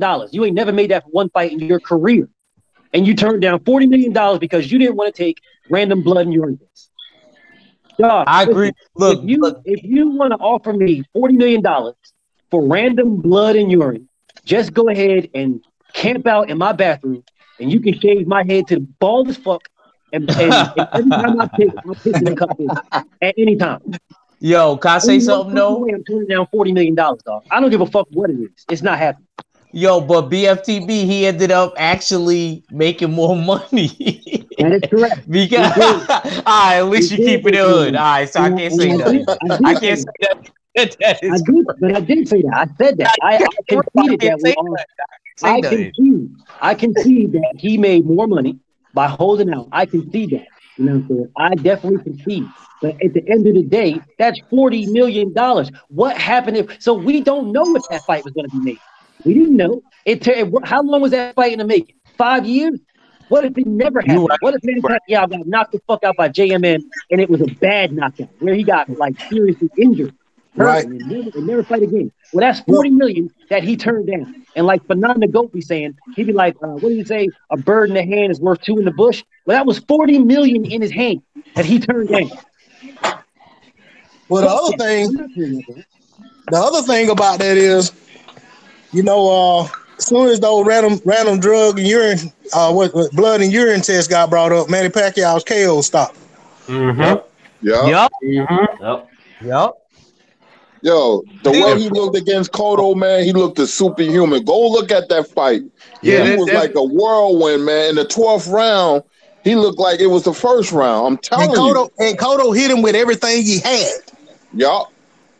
D-Lo 404, you from Texas, bro? And I want to say this. You got to think about it. Pacquiao came from, what was it, 120, 126? No, less than 126. 112. 112. He was that low and moved all the way up to 147. And he carried, knocking people did he out. Fight at 154? 150. A catch weight, 150. Yeah, I would say a catch weight. He didn't fight at 154. Floyd did, but he didn't. But You got to look at that, and then you fought Miguel Cotto. I picked Miguel Cotto to win that fight. Miguel is one of my favorite fighters. Yeah, Manny Pacquiao. I'm talking about Manny Pacquiao beat Miguel Cotto like he was an amateur. Like he was an amateur. He won all those weight classes, man. Hold on, hey Kurt, you kind of breaking up. I can't hear you, Kurt. Nah, I think he broke up. Yeah, he broke out. It's like he's trying to say something, but we can't hear him. Yo, anybody watch Tank press conference?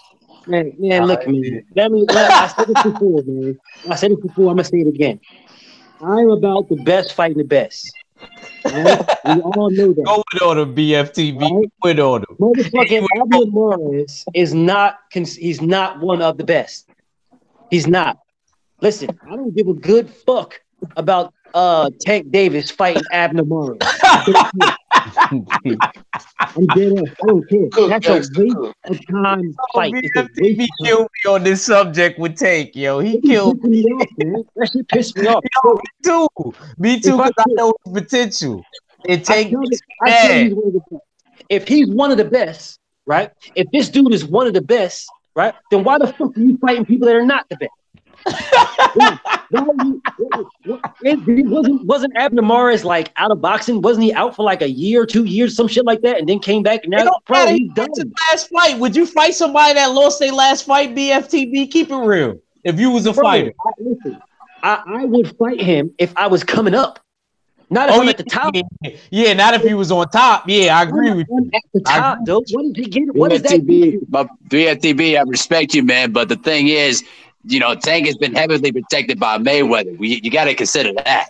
I'm not gonna say he's protected. Hold on. He said something to me, and I want to address that. And so I understand what you're saying. I get it. But Tank got a motherfucking mouth of his own. He got a mouth of his own. And he ain't lying. I don't give a fuck what Floyd Mayweather is talking about. Floyd Mayweather is a horrible fucking promoter. Absolute trash. You go to any of his fucking promoting his fights, he's all in the middle. You know what I'm saying? He's all standing there talking about, and you'll notice all of the shit he's saying, he's like, and people have been asking me, am I going to fight again? It's not about me. Bitch, ain't nobody asked you shit. Nobody asked you if you fighting again. What are you talking about? You know what I'm saying? Listen, I don't fuck that dude. Tank Davis can be more vocal himself. He can be more vocal. He can be like, look, I want Lomachenko. Y'all think Lomachenko's the man? I'll break that dude. Set it up. You know what I'm saying? He could be saying shit like that. He ain't saying nothing. You mentioned Lomachenko, he'd be like, well, like I had told y'all it was so he did not even make I'm not disputing that at all, man. Totally right, though, bro. Money. He don't even make, bro, shut your bitch ass up, man. I wonder why that nigga is afraid. I don't know why he's afraid. Hey. Honestly, I don't think he's afraid. I think Leonard Ellerby and Mayweather got a muzzle on him. No, it's not Leonard. That's what I was gonna say right there. And not so much that he's protected. I think he's on punishment. Hey, you can't say Leonard Ellerby because the first thing they said in the interview, while Tank was right there, they said, "Are you gonna make the or y'all gonna let Tank fight the Tevin Farmer fight?" Tank was fit to say something, and Leonard Ellerby jumped right in front of him, and said, "No, that fight ain't happening next." But I thought we call him nostrils. You can't say nostrils. Yeah, nostrils. Yeah, I forgot nostrils. Oh, nostrils. I forgot. You're right. That is his name. Nostrils. Nostrils not gonna let him make that fight. That's another one that pissed me off. That's another one. Tank Davis in there about to say something about Tevin Farmer, and then you see this fucking big nose sucking up all the good air. Lomachenko. I mean, and listen, Tevin Farmer. These guys. They're not. We're gonna make that nigga. Hey, hold on. Dante's Boxing just posted and said Tank was at 173 pounds today.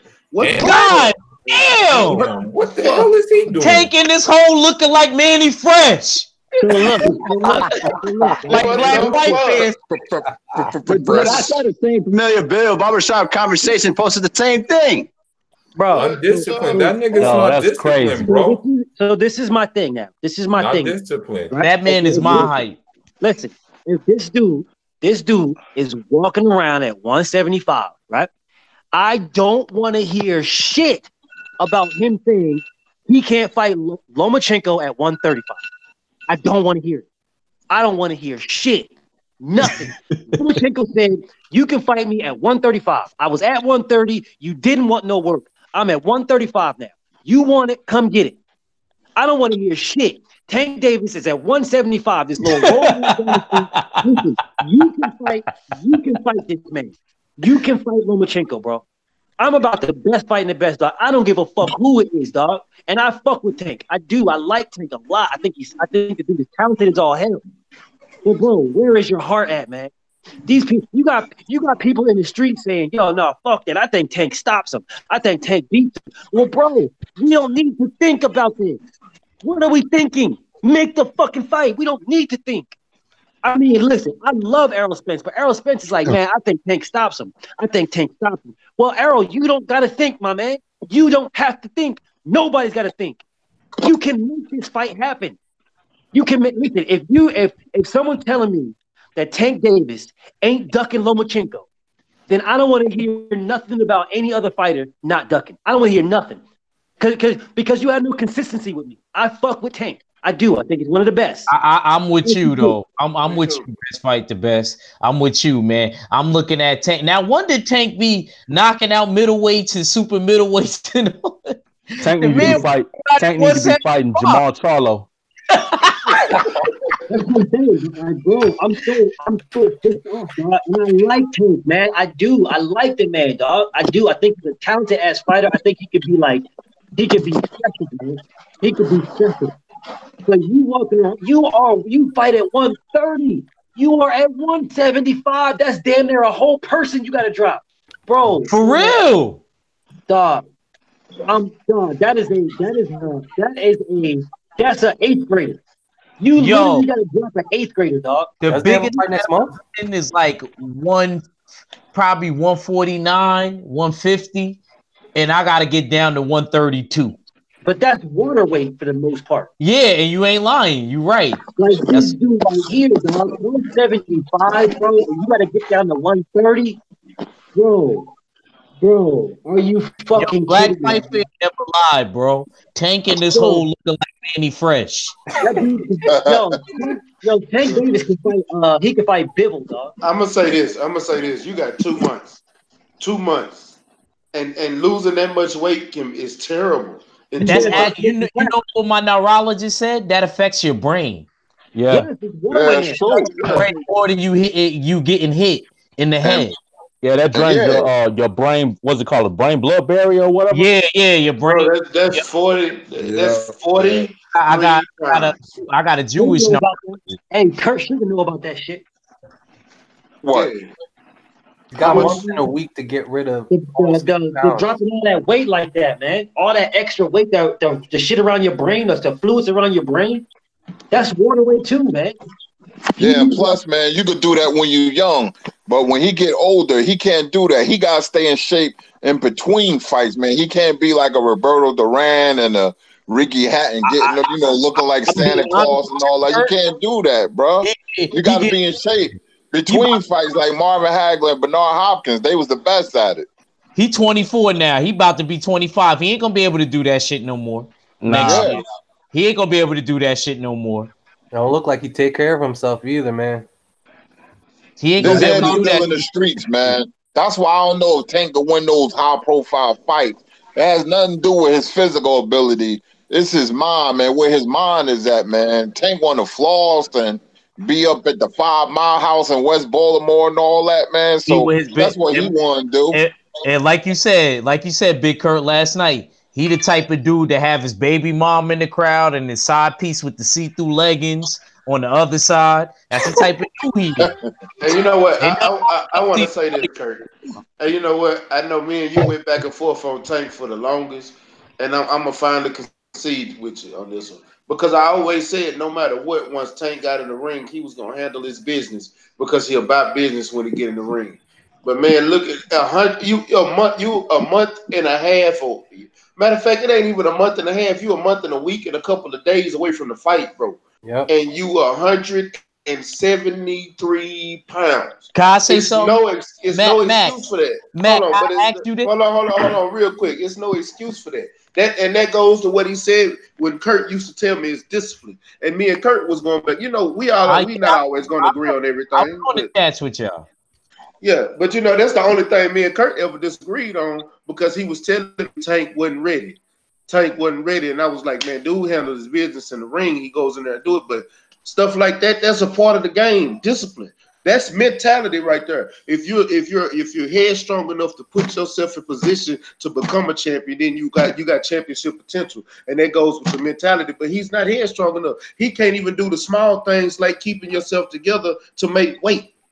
No, he already. That's the little things. That's the small things. How much you want to bet he goes into this fight weight drained and and like really looking bad? He's gonna be mad. He's gonna be mad. He already missed weight, for one title fight. Yeah, he got stripped for it. He got stripped. He gonna miss weight again. What was you gonna ask me at?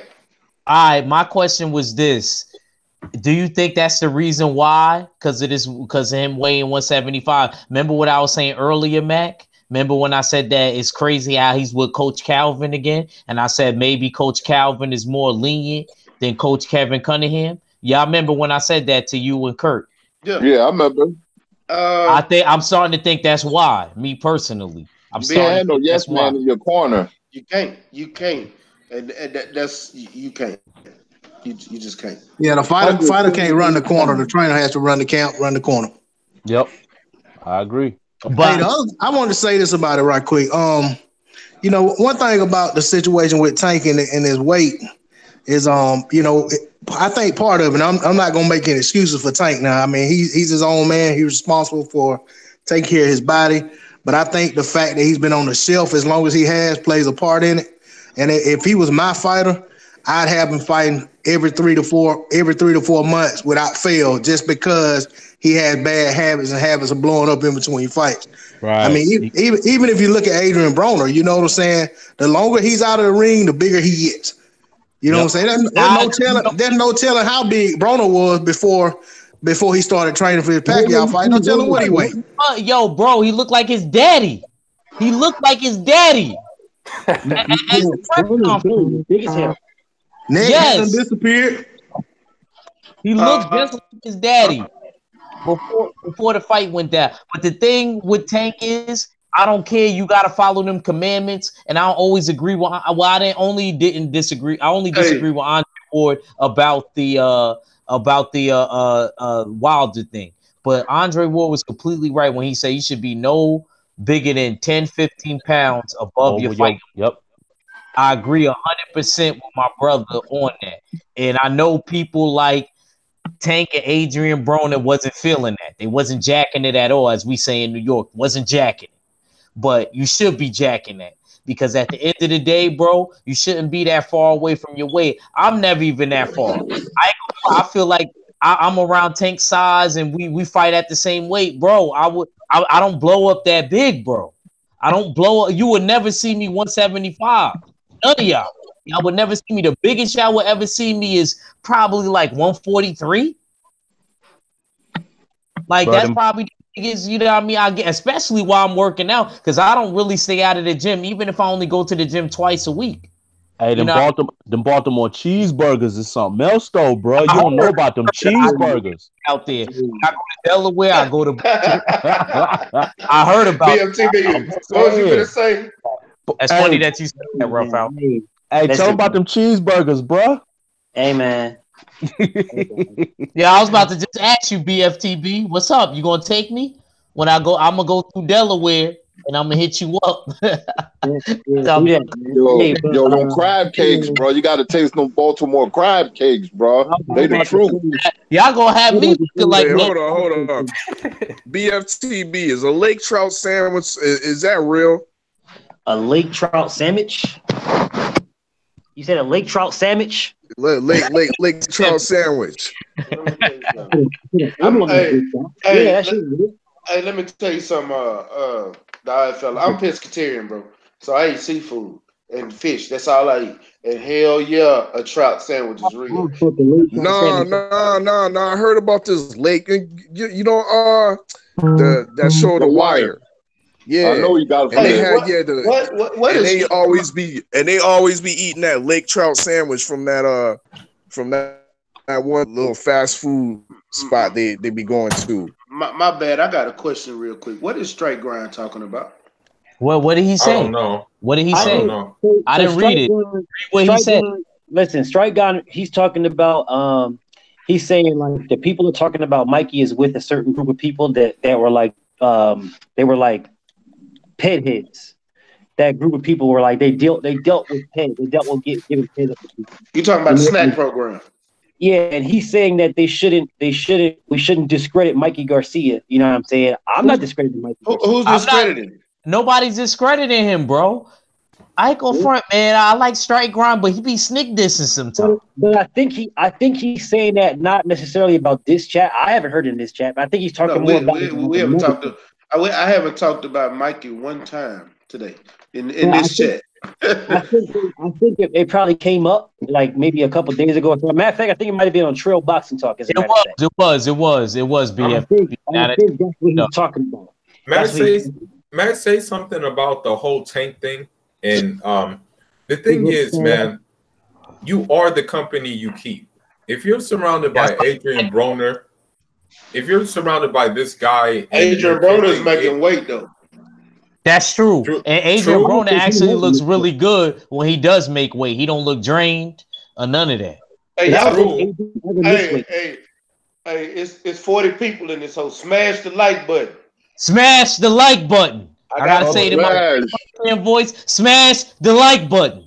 Appreciate everybody that smashed that like button. And if you haven't already, hit the subscribe button for Stay Ready Boxing TV. All right, go ahead and cook. No, Black Fight fan would have said, "You musty hoes, smash that like button." Yo, 404, you from Texas? Y'all gonna have to get out. Let me tell you this right now. He be going like this. Hey, we got 400 people in this hole. Smash the like button now. Hey, y'all gonna have to get off my cousin, man. Y'all gonna have to get off my cousin. Say you musty mouth holes. Yo, guys, let me just add. D-Lo, you from Texas? You from Texas?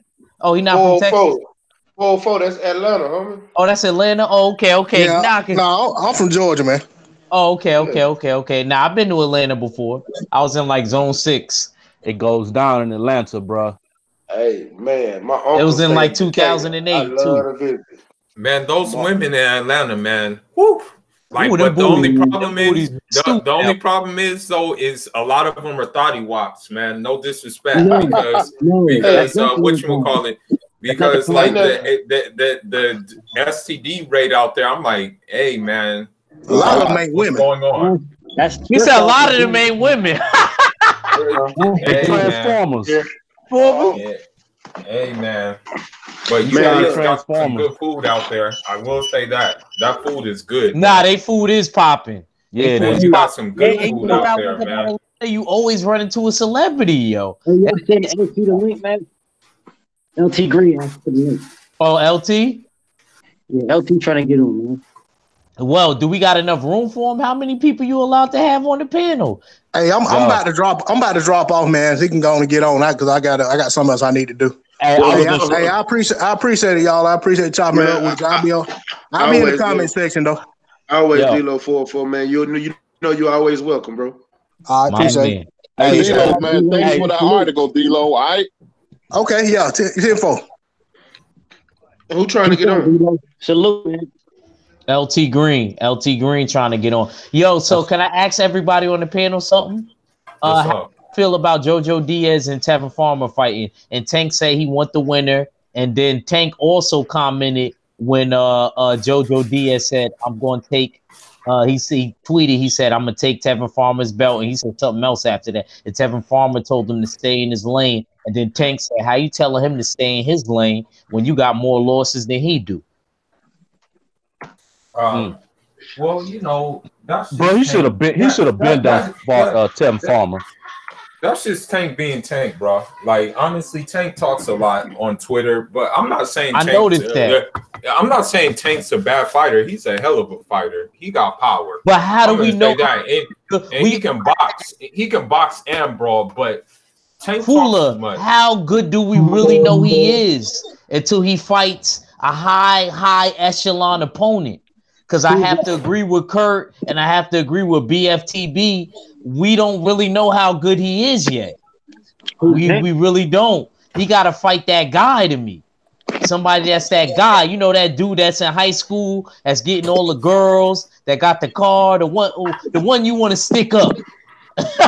Okay, well, let's put it this way then. You know what I'm talking about. Yeah, see, Kurt laughing because he from Newark. You know how y'all do. You know how y'all do. Okay, let's put it this way. Let me make one point. Let me make one point. You sound muffled. Let me make one point, okay? From what we see, it looks like he has the goods. I like that you said that. Thank you for cleaning it up, fool. But let's see what he can do against the guys, okay? Let's just see what he can do against the guys. And then fight a black dude with some movement. I hate it to sound racism to all the viewers.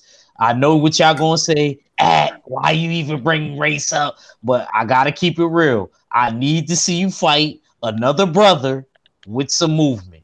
And Kevin Farmer don't got movement though. That dude gets hit. He got more movement than all freaking. Never mind. I don't want to say that. Come on, fool. I want to see that work. I want to see that work.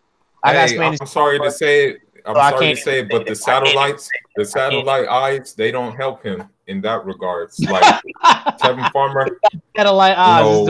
I'm not trying to be mean. I'm not trying to be mean, but he's pillow fisted, bro. Don't lie. He's pillow fisted, and he just, I don't know. Like it's again, he's one of those fighters who looks good against lesser dudes too. Hey, Carl Phillips. Kurt don't have a channel. You can catch him always on World Breaker. He's gonna always be the co-host with World Breaker, and every now and again you can catch him on channels like my Scrapbook and Retro Boxing. You can catch him on the Smoke City Mobcast here and there. You ain't let me finish talking. See, you gotta settle down, young grasshopper. Hey, you can catch him on channels like Act Reacher and hey man, look. Everybody in the chat that's right now, go subscribe to Act Reacher's channel. Get him over 100 subs today. He was at 76 this morning last I looked. He needs 24 more subs to get over 100, and then we'll worry about getting him over the 200 mark. But right now, let's get him over that 100 mark. So everybody that's in my chat, go sub to the boy Act Reacher if you haven't subscribed to him already. Appreciate you, man. Man, already. And y'all continue to cook. Yeah, man, I want to say something. I want to say something about. I'm just promoting the channel, like you said. Thanks, Stay Ready. Whoever asks about me, man, I appreciate it. But I'm on World Breaker as a co-host. Starting late January, I will be doing a one show a week or 2 shows a week segment called the Ringside Historians. That's Blood, Scrapbook, and myself, Kurt Sugar. And we only going to be talking about retro fights and retro fighters profile like Archie Moore and, Jack Johnson and Joe Louis. So we're going straight historian. So that's going to be late January. Wow. That's what's up.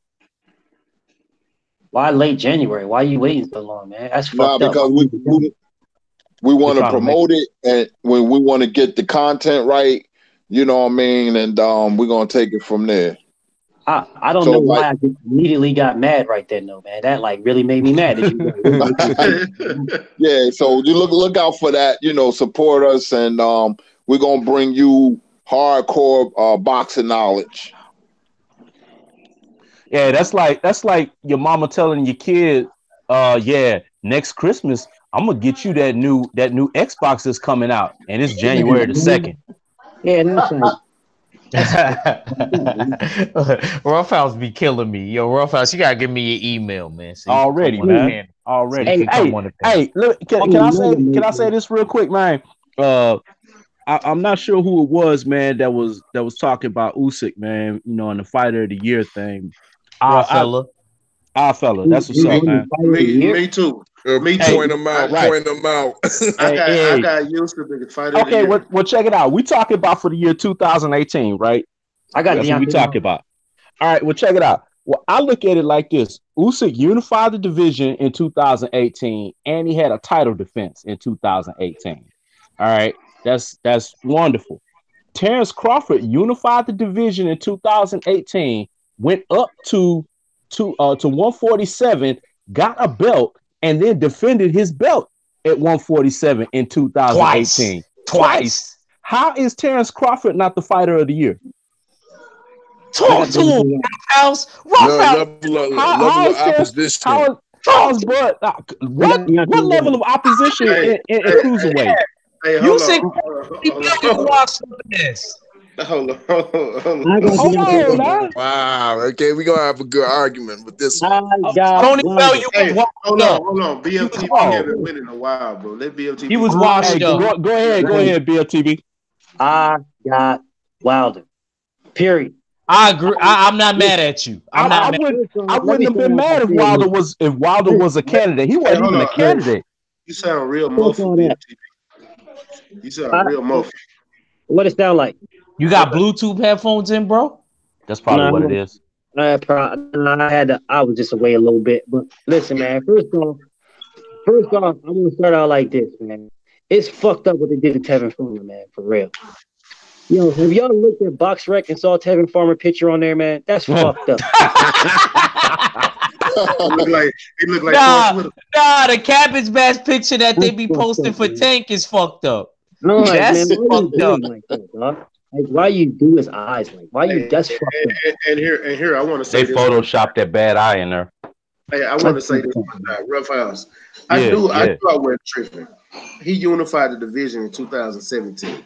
Oh, did he? Okay. Hey, well, my bad, Dan. That cancels. Yeah. Pull it back, homie. I thought he fought Ndongo this year. I thought he fought Ndongo early this year. Check the picture in the chat. Check the picture. So let me go back and tell y'all why I got Wilder. And I know he's not a nominee. I know they got Usyk, and they're probably going to either have Usyk or Lomo or one of these other Eastern European people, and they fuck around and have Canelo as a fighter of the year. They're probably one of them motherfuckers. Deontay Wilder, right? Who's shitting. Like, there's no one else on that fucking group of fucking fighters that everybody says is the worst fighter in a heavyweight division, heavyweight history. He's the worst fighter. He's so bad. He's this and that and that and this. But yet, Deontay Wilder has fought the two best boxers on the face of the earth. Because let's keep it a book. There ain't nobody in no other weight division on the planet that's beaten Tyson Fury or Luis Ortiz. Nobody. I don't give a fuck if you have Terrence Crawford as your number one pound-for-pound fighter. He ain't beating Tyson Fury. He ain't. He gets in the ring with Tyson Fury right now. He can switch to the left and right. All he wants is to get knocked the fuck out. Who, Terrence Crawford? Fought them both. Yeah, Errol Spence too. Errol Spence ain't beating no Luis Ortiz. So let's just keep it 100. I know Deontay Wilder is not. Deontay Wilder fought the best two fighters on the planet. He fought the best two and arguably knocked them both out. Ain't nobody else can say that. Nobody. And he did it in 1 year. And he did it back to back. So ain't nobody can say that. Nobody. Fighter of the year, Deontay Wilder. Period. Now you can okay, that's not fair though. You know Deontay Wilder got that death magic. I don't care what he got. He still got the death magic. He beat it. It's very fair. He beat the best two fighters on the planet. If World of Warcraft, you know what that death magic is when you drinking that demon juice. You know what I mean? He got that death magic. I don't even care, dog. He beat him. He fought him and he beat him. At the end of the day, he fought them and he beat them. You can't. Nobody else say, "Oh, Errol Spence can't say that. Terrence Crawford can't say that. Lomachenko, anybody else, Canelo. None of them motherfuckers is beating no damn Luis Ortiz. None of them. Ain't none of them beating Tyson Fury. Matter of fact, ain't none of them motherfuckers even gonna get in the ring. I don't care. Oh, weight class. No, you said fighter. You didn't say the best fighter in a specific weight class. You said the best fighter. The best fighter is Deontay Wilder.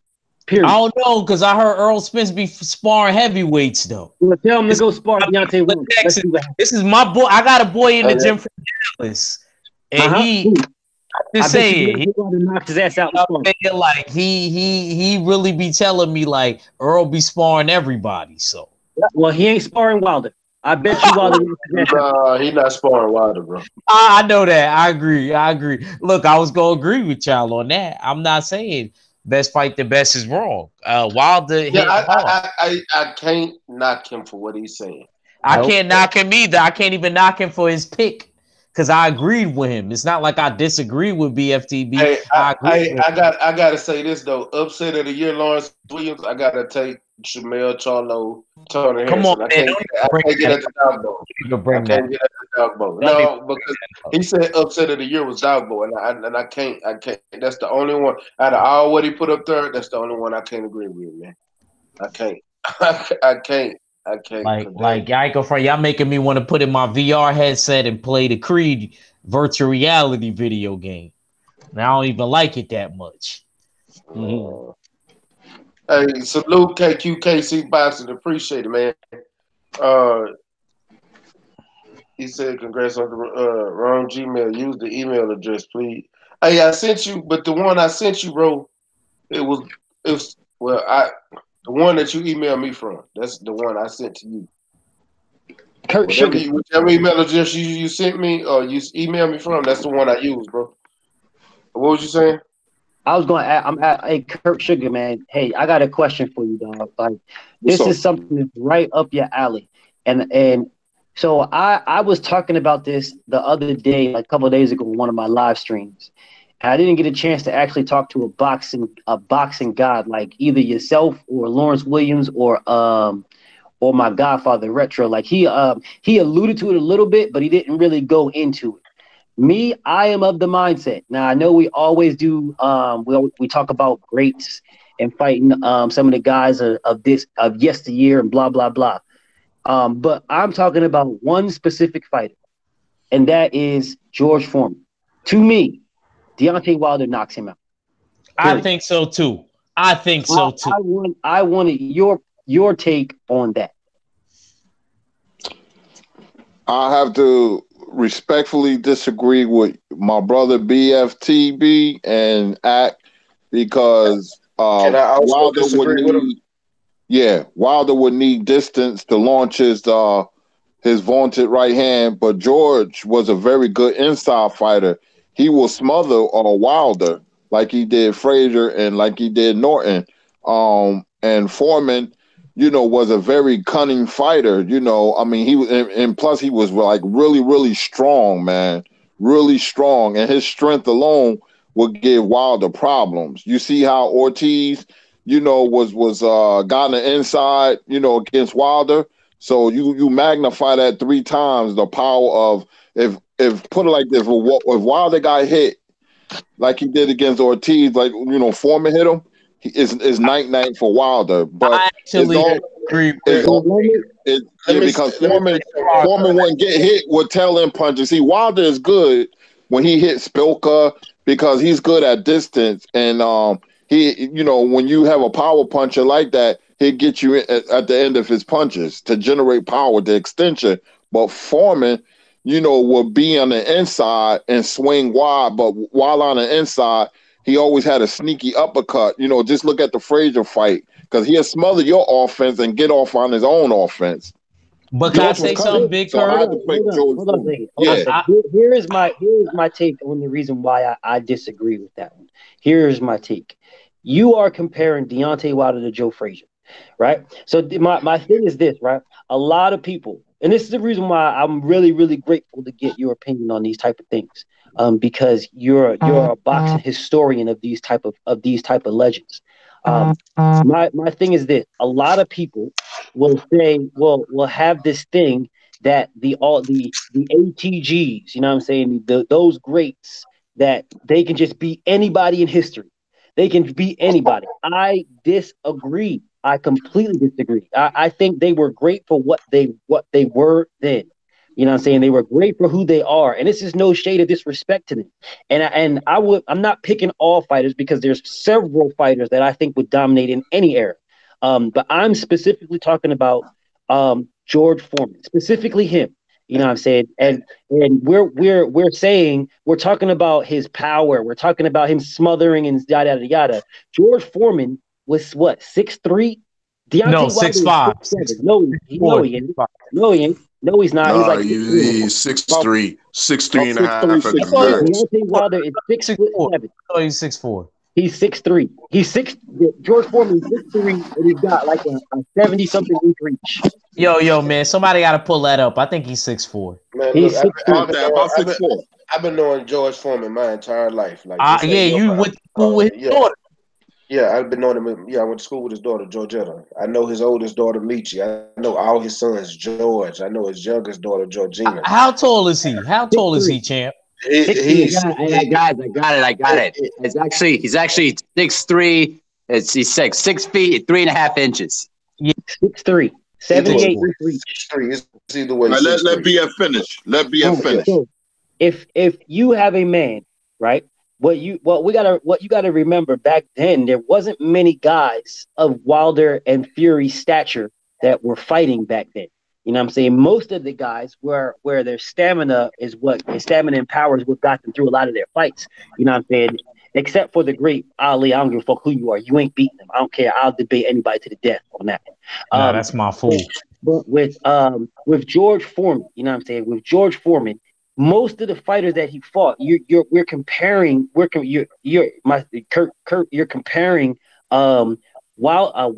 a 6'7" guy, an athletic monster with power from start to finish, against a shorter guy. And correct me if I'm wrong, you know what I'm saying? But the last I was looking, like Frazier was like a short dude. You know what I'm saying? Joe Frazier was like barely 6 foot. You know what I'm saying? He's 5'11" and a half. Or something like that. I know he was a short dude. So when we're looking at this man punching down, you know what I'm saying, he's going to get that extra power. He's going to get that. So he can force this dude. And he wasn't a big guy. Frazier's not a big guy. You know what I'm saying? He's a short dude, a stout dude, but you have a bigger man that hits harder and pushing you. He can get inside. For Foreman to get inside, he's going to have to eat some shit to get inside against Deontay Wilder. I don't see that happening. And some of the fights that I saw when it came to Foreman, and they were more towards the tail end of his career, you know what I'm saying, especially with like the Michael Moore fight and shit like that. He was out of shape too. You gotta add that too. Yeah, listen, this is no downing him. I'm not downing him. He wasn't out of shape when he fought Holyfield. You know what I'm saying? He wasn't out of shape then. You know what I'm saying? He was coming off of what, like 5-6 knockout streak, something like that. Whatever the case may be, he wasn't out of shape. He wasn't the same Foreman, man. You know, that's where I don't agree with that. I don't agree with people saying he's not the same fighter if this man is on a 15-20 fight win streak, something like that. No, I'm not. Let me say something when you finish, Bia. Let me know when I want to say something when you finish. Yeah, I'm gonna leave it at this one. My problem with the whole Foreman beating Wilder thing, my problem with that, you know what I'm saying, is I always say that styles make fights. Deontay Wilder doesn't just let people just get in the inside. We compared Frazier, and then we talked about how Luis Ortiz hit Deontay. Well, Luis Ortiz is a better boxer than Joe Frazier. I'm not Joe Frazier, than Foreman. He's a way better boxer than Foreman. Way better footwork, way everything. Foreman was a brute force, bludgeoning destroyer. You know what I'm saying? That's what he was. That's not what Luis Ortiz is. And I think Deontay Wilder and Luis Ortiz and Tyson Fury would have given everybody hell back then. I'm not saying they would have beat him, but they would have gave him all hell. But go ahead, Kurt. I want to say this, but not only he knocked Joe Frazier into next week. He was a short guy, but he beat big people too. Luis Perez, Ken Norton. He was massacred. And I'm talking about the Foreman in his prime. When right before he fought Ali, he was 40-0 with 37 knockouts. just cleaning out the division. And he would have been even greater if it wasn't for Ali. Ali had to come up with a plan, which was the rope-a-dope. And certain things Foreman did was kind of, he'll cross his arms and he'll just walk you down. He'll cross his arms and walk you down. He was susceptible to the uppercut coming in. But George Foreman was the absolute strongest fighter I ever seen in my life. And Deontay Wilder's not the most technical. And he has the right hand, but George Foreman can hit with either hand and any punch. And what's going to happen if Foreman hits Wilder with his left hook or uppercut? Wilder will be tucked in the bed. But I'm going to tell you this. The older fighters, not all of them, but most of them, they had something that today's fighters don't have: heart, grit, and determination. Look at the old fights, how they fought, man. The 70s heavyweights, you know, the welterweights, you know, they fought like the world was going to end. And in boxing, you can't discount that. I know you can say the size and all that, but how about the heart? How about the size of the heart instead of the size of the fighter? If Foreman is putting pressure on you and hitting you, most of these heavyweights today, and I'm talking about Ortiz or whoever, I don't know who, but they'd quit on their stool. They'd be like, man, this nigga hit hard, you know, but they might not say that because they're going to be sprawled out on the canvas. George was no joke, and I ain't talking about the old George. I'm talking about the one when he was 40-0 with 37 knockouts. Yeah, let me jump on it real quick. Tougher. Hey, man, I gotta speak on my man Foreman, man. That's one of my favorite boxers. Yeah, man. but hold on. In my judgment. Hold on, Battle. Because George is one of mine too, and I gotta agree with Kurt on this. And I'm a Deontay Wilder fan, not taking nothing away from his skill, his acumen, but you gotta look. George Foreman had power in both hands that was unmatched in his era. Nobody had power like George. Nobody. George did have power. I remember at one time. This was on was it E60 or something? They was comparing getting hit by George Foreman was like getting hit by a car going 10 miles per hour. I still to this day don't think no fighter can equate that power. Even Evander Holyfield said nobody. He has faced nobody that hit harder than George, and that was an old George. He said after that fight, he took a punch so hard, and when he was in the corner, he thought his teeth got knocked out. Yeah, to see if his teeth were still there. That's how hard George Foreman hit. You remember that? If you let George, and see, here's the thing. I know we say Deontay Wilder managed the distance is not going to let George get inside. George is brute force. He's going to force his way on the inside. And he's going to get knocked out. You want to know how hard? Can I say something though? He let somebody like well, him, son. See, now y'all making me think. Go ahead. See, y'all making me. You know how hard George hit? I think maybe I heard wrong, but apparently he hit Joe Frazier so hard that he split his lip, and in the first fight. And then let's say we go to another fight. He hit Jerry Cooney so hard that he literally walked past the guy and he fell asleep on his shoulder. And then you can look at his fight with Michael Moore. He hit him so hard that he broke his mouthpiece. And there's a training footage of him with Dick Salad, and you see how the heavy bag had busted too. And I'm telling you, George Foreman in his prime, he was an extremely hard hitter. And it's not even that. He was a very underrated boxer too. And I'm not even saying an old George Foreman. Most boxers are a lot better than we as fans think we can because we're more critical. I don't see it. So I understand what everybody's saying. I do. I get it, man. I understand completely. But me, I am not one of the ones that's going to say, oh, well, just because these fighters were great back there that they beat everybody nowadays. I am not that guy. No, I'm not either. I'm not either. I don't say that either. Because we've had those conversations. Everybody can be entitled to their opinion. You can disagree all you want. I'm okay with that. 100% okay with that. But like I said, it's just that the thing is, styles make fights. Styles make fights. Nobody that Foreman fought was 6'7". Nobody. He didn't fight anybody. He fought people with power. Yes, he did. But he was always the bigger guy or the same size. He didn't fight anybody that was just towering over him. Deontay Wilder would dwarf that dude. He would dwarf him, and it would be like, oh well, he's fighting a smaller guy. Nah, hell no. Nah, listen, am I taking anything away from Foreman? Nope, none at all. I don't take nothing away from him. I think the dude, he's an all-time great. He's a legend. He's got devastating power. I believe that. I believe he do his thing in any era. However, styles make fights, and I believe Deontay Wilder sticking him with that jab will force him to do something.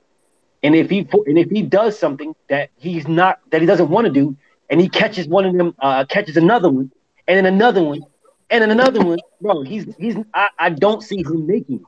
I just Can I say something, BFTB? I agree with what BFTB is saying. BFTB is completely right. A lot of these old school fighters was not defensively sound, especially the heavyweights. George Foreman didn't get look. George Foreman didn't get defensively sound till he got older. Let's keep it real. He was getting hit with all type of punches by Jimmy Young. He really was.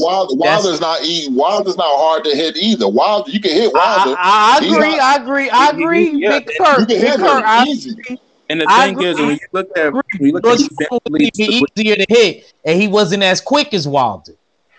The thing is, when you look at fighters that were like quick to get hit, you can see most fighters of the day do that. When you looked at people, but at heavyweight, Deontay Wilder is way quicker, bro, than George Foreman. Young, of course, George Foreman. As far as that right there, quickness kills. Of course, but the thing is, you can look at a lot of fighters. Wasn't Ron Lau faster than Foreman? Wasn't Joe Frazier? Ron Lau was about the same speed. I'm not gonna say that. It was like the same stature. Ron Lau actually had very. If you look at Ron Lau's fight with Ernie Shaver, you can see his speed. So he's much faster. Because George lost to Tommy Morrison and freaking Shannon Briggs. So the Shannon Briggs was a questionable. Got a chance. Deontay Wilder will knock out Tommy Morrison and he will knock out Shannon Briggs. And he wanted to do it, but he didn't think Shannon Briggs would be able to pass the brain scan. Okay, battle rifle. Let battle rifle go one at a time, fella. Let battle rifle go, and then BFTB. Thank you, Kurt. Yeah, I just think it's a different ball game with Foreman. Like in his prime, at least. In George Foreman, sometimes he would be a little lackadaisical, but so is any fighter. There were times where sometimes he would follow people around. He could cut out the ring when he was really motivated. That's why Ali couldn't just run away from him, even in his older age. He could still move pretty darn well. You can see that in the Ron Lau fight and in the Ernie Shavers fight. But he just couldn't get away from Foreman because Foreman cut off that range so good. He cut them corners. You can see him actually bouncing on his toes, training right before he got in that ring. As soon as he came back, he won the heavyweight champion like 20 years later. I think it was a George Foreman who kind of fought a little he fought a lot slower. And you can see George Foreman. This was better. His mental toughness was way better. I thought mentally. I don't think it was because if you look I think it was. One at a time, fellas. Go ahead. One at a time. Go ahead. I think it was, and I'm gonna let Battle Rifle go. I think it was because that Jimmy Young fight. He even said in an interview. I watch all the old school stuff. Kurt, no, that's why Kurt be surprised when I bring out certain stuff from the archives. Because I literally watch and study everybody because this is what I'm trying to do. You know what I mean? I'm not playing with this. Like at the end of the day, I do not feel like George Foreman was mentally tough when he was younger. I don't care. I'll put any amount of money on it. He wasn't. He lost to Jimmy Young. Jimmy Young had no special effects to me. He was a decent boxer and he had decent movement, but I don't think Jimmy Young was that special. You know what I mean? But Jimmy Young beat him. George Foreman wasn't the same after Ali, though. Because if you stood in front of George Foreman, he was going to beat you. Ali ruined two careers: Sonny Liston's and George Foreman. If it wasn't for Ali, they would have been reigning a long time. Ali sat on the ropes. Remember when I told you that he was the only person in Ali was also never the same after that fight. But he was also saying about that first fight. I agree. Actually, with what Stay Ready just said, I do agree. But we gotta remember, Ali laid on the ropes. He didn't even use feet movement. Look, they was literally arguing about that in the commentary when they fought in Zaire. The Joe Frazier said Ali don't need to be laying on the ropes. What he doing laying on the ropes? And then Jim Brown rebutted and said, Ali is landing some tremendous blows, even though he is laying on the ropes. Everybody speak here. Oh man, I'm telling you, man. I know that whole fight. That's Fellas, my favorite. we got a big panel. We're gonna have to go one at a time because when we talk, the show gets sloppy. So we're gonna take it one at a time. Let BFTB go. Go ahead. Yeah. I agree with BFTB. I'm saying, listen, man. George Foreman, nothing. I'm not taking nothing away from him. This isn't a disrespect question. It was never a disrespect question to start out with. Pretty much, you're saying that he was not the same after Ali. I disagree with that. I disagree because he fought Ron Lyle right after that. You know what I'm saying? And Ron Lyle was a monster, and he knocked that dude out. Matter of fact, if I'm not mistaken, he went on a bunch of win streak after that. And I mean, so I can't agree with anybody just saying that he was not the same when hell he's only got how many losses in his career and how many wins. Like he at that time it wasn't like he was late in his he's in his 70s when it comes to wins. You know what I'm saying? It wasn't like he was in his 60s when it comes to wins. He was like in his 30s or something like that, like 30 something or maybe 40. I don't know, something like that. But it was like in the middle of his career.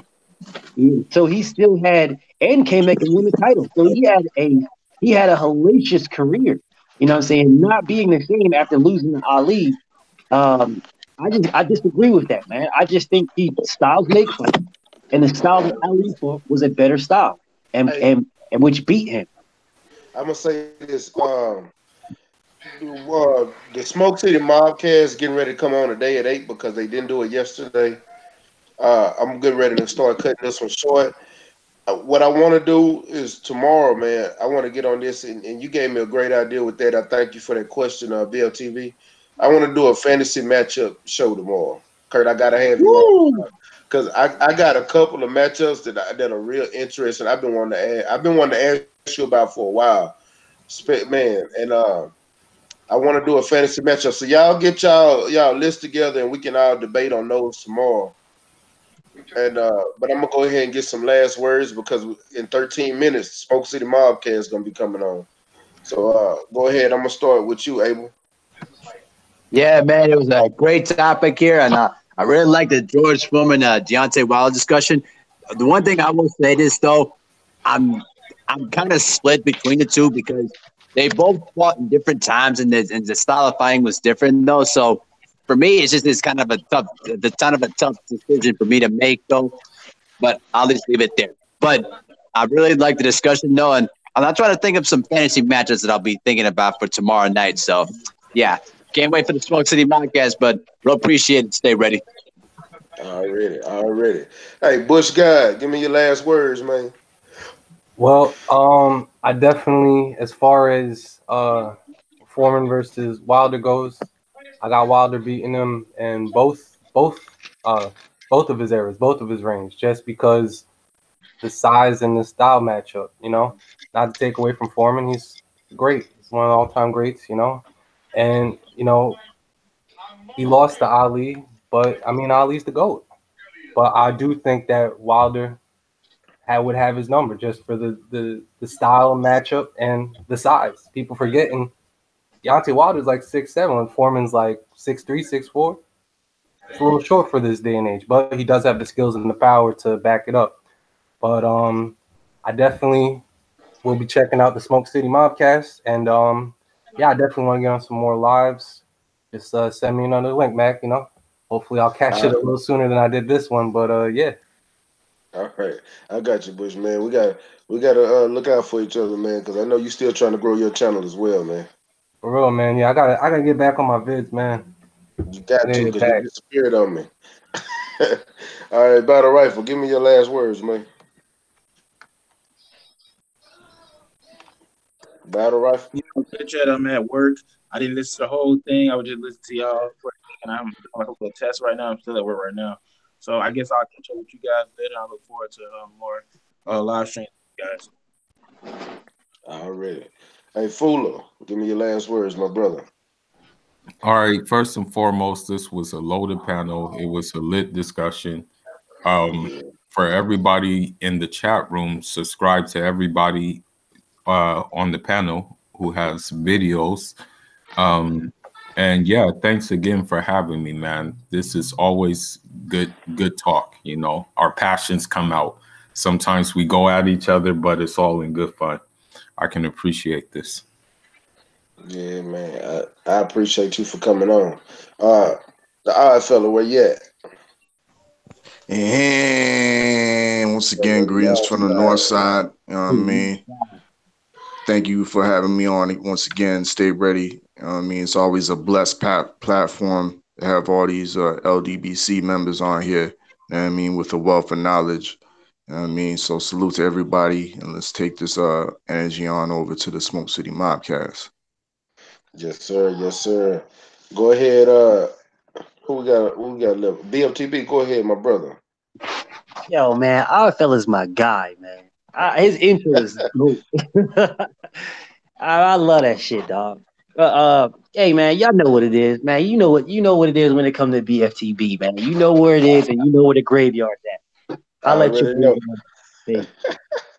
That troll graveyard, the LTNK graveyard. Hey, man, hey, go ahead. Hey, man, look, I know it's still 38 people in this building. Ack is at 76 subscribers. How he lost one today, I don't know. But we need to get Ack Reacher 45.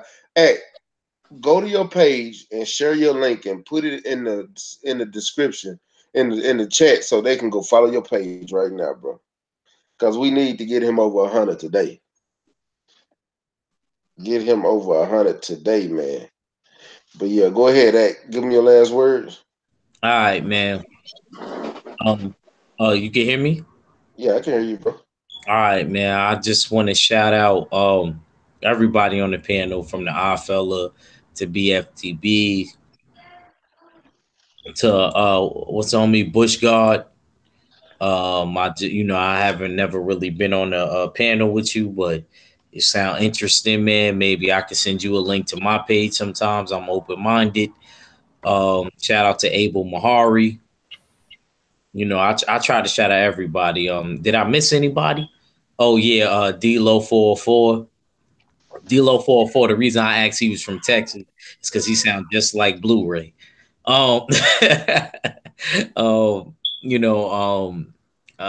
Just everybody, man. I just like everybody's opinion. But the one thing that I'm going to say is this: just because a dude is old school, sometimes we get this in this stage where we bow down to them. We have to equate everything and everything in every situation, you know, because I agree that technology is getting better. That means that the workouts get better. We have to remember that back in those days, they didn't even have strength and conditioning coaches.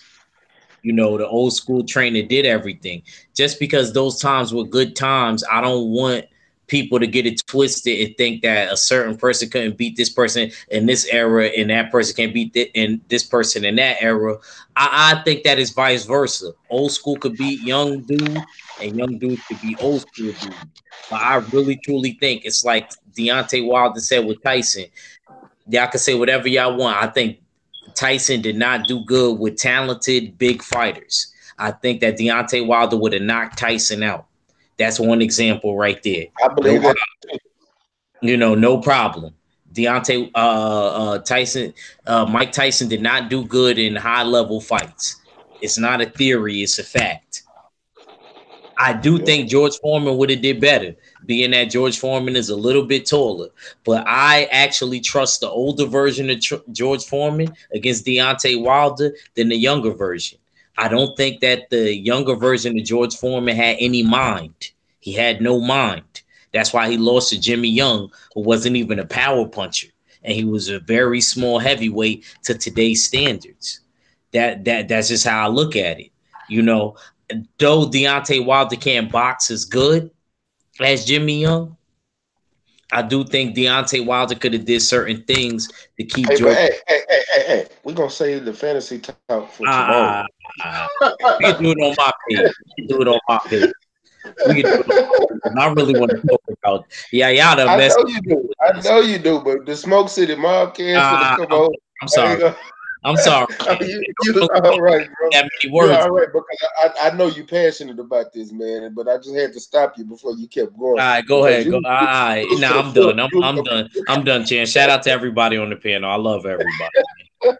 Hey, man, you know you always. I got you, bro. You know I'm gonna look out for you, man. I appreciate you for coming on. Kurt Sugar, man, it is all so we can get to that Smoke City. Oh yeah, it was short and sweet, man. I think the chat panel, chat for the time panel. Oh man, this was a firestorm. I love y'all knowledge, man. We feed off each other.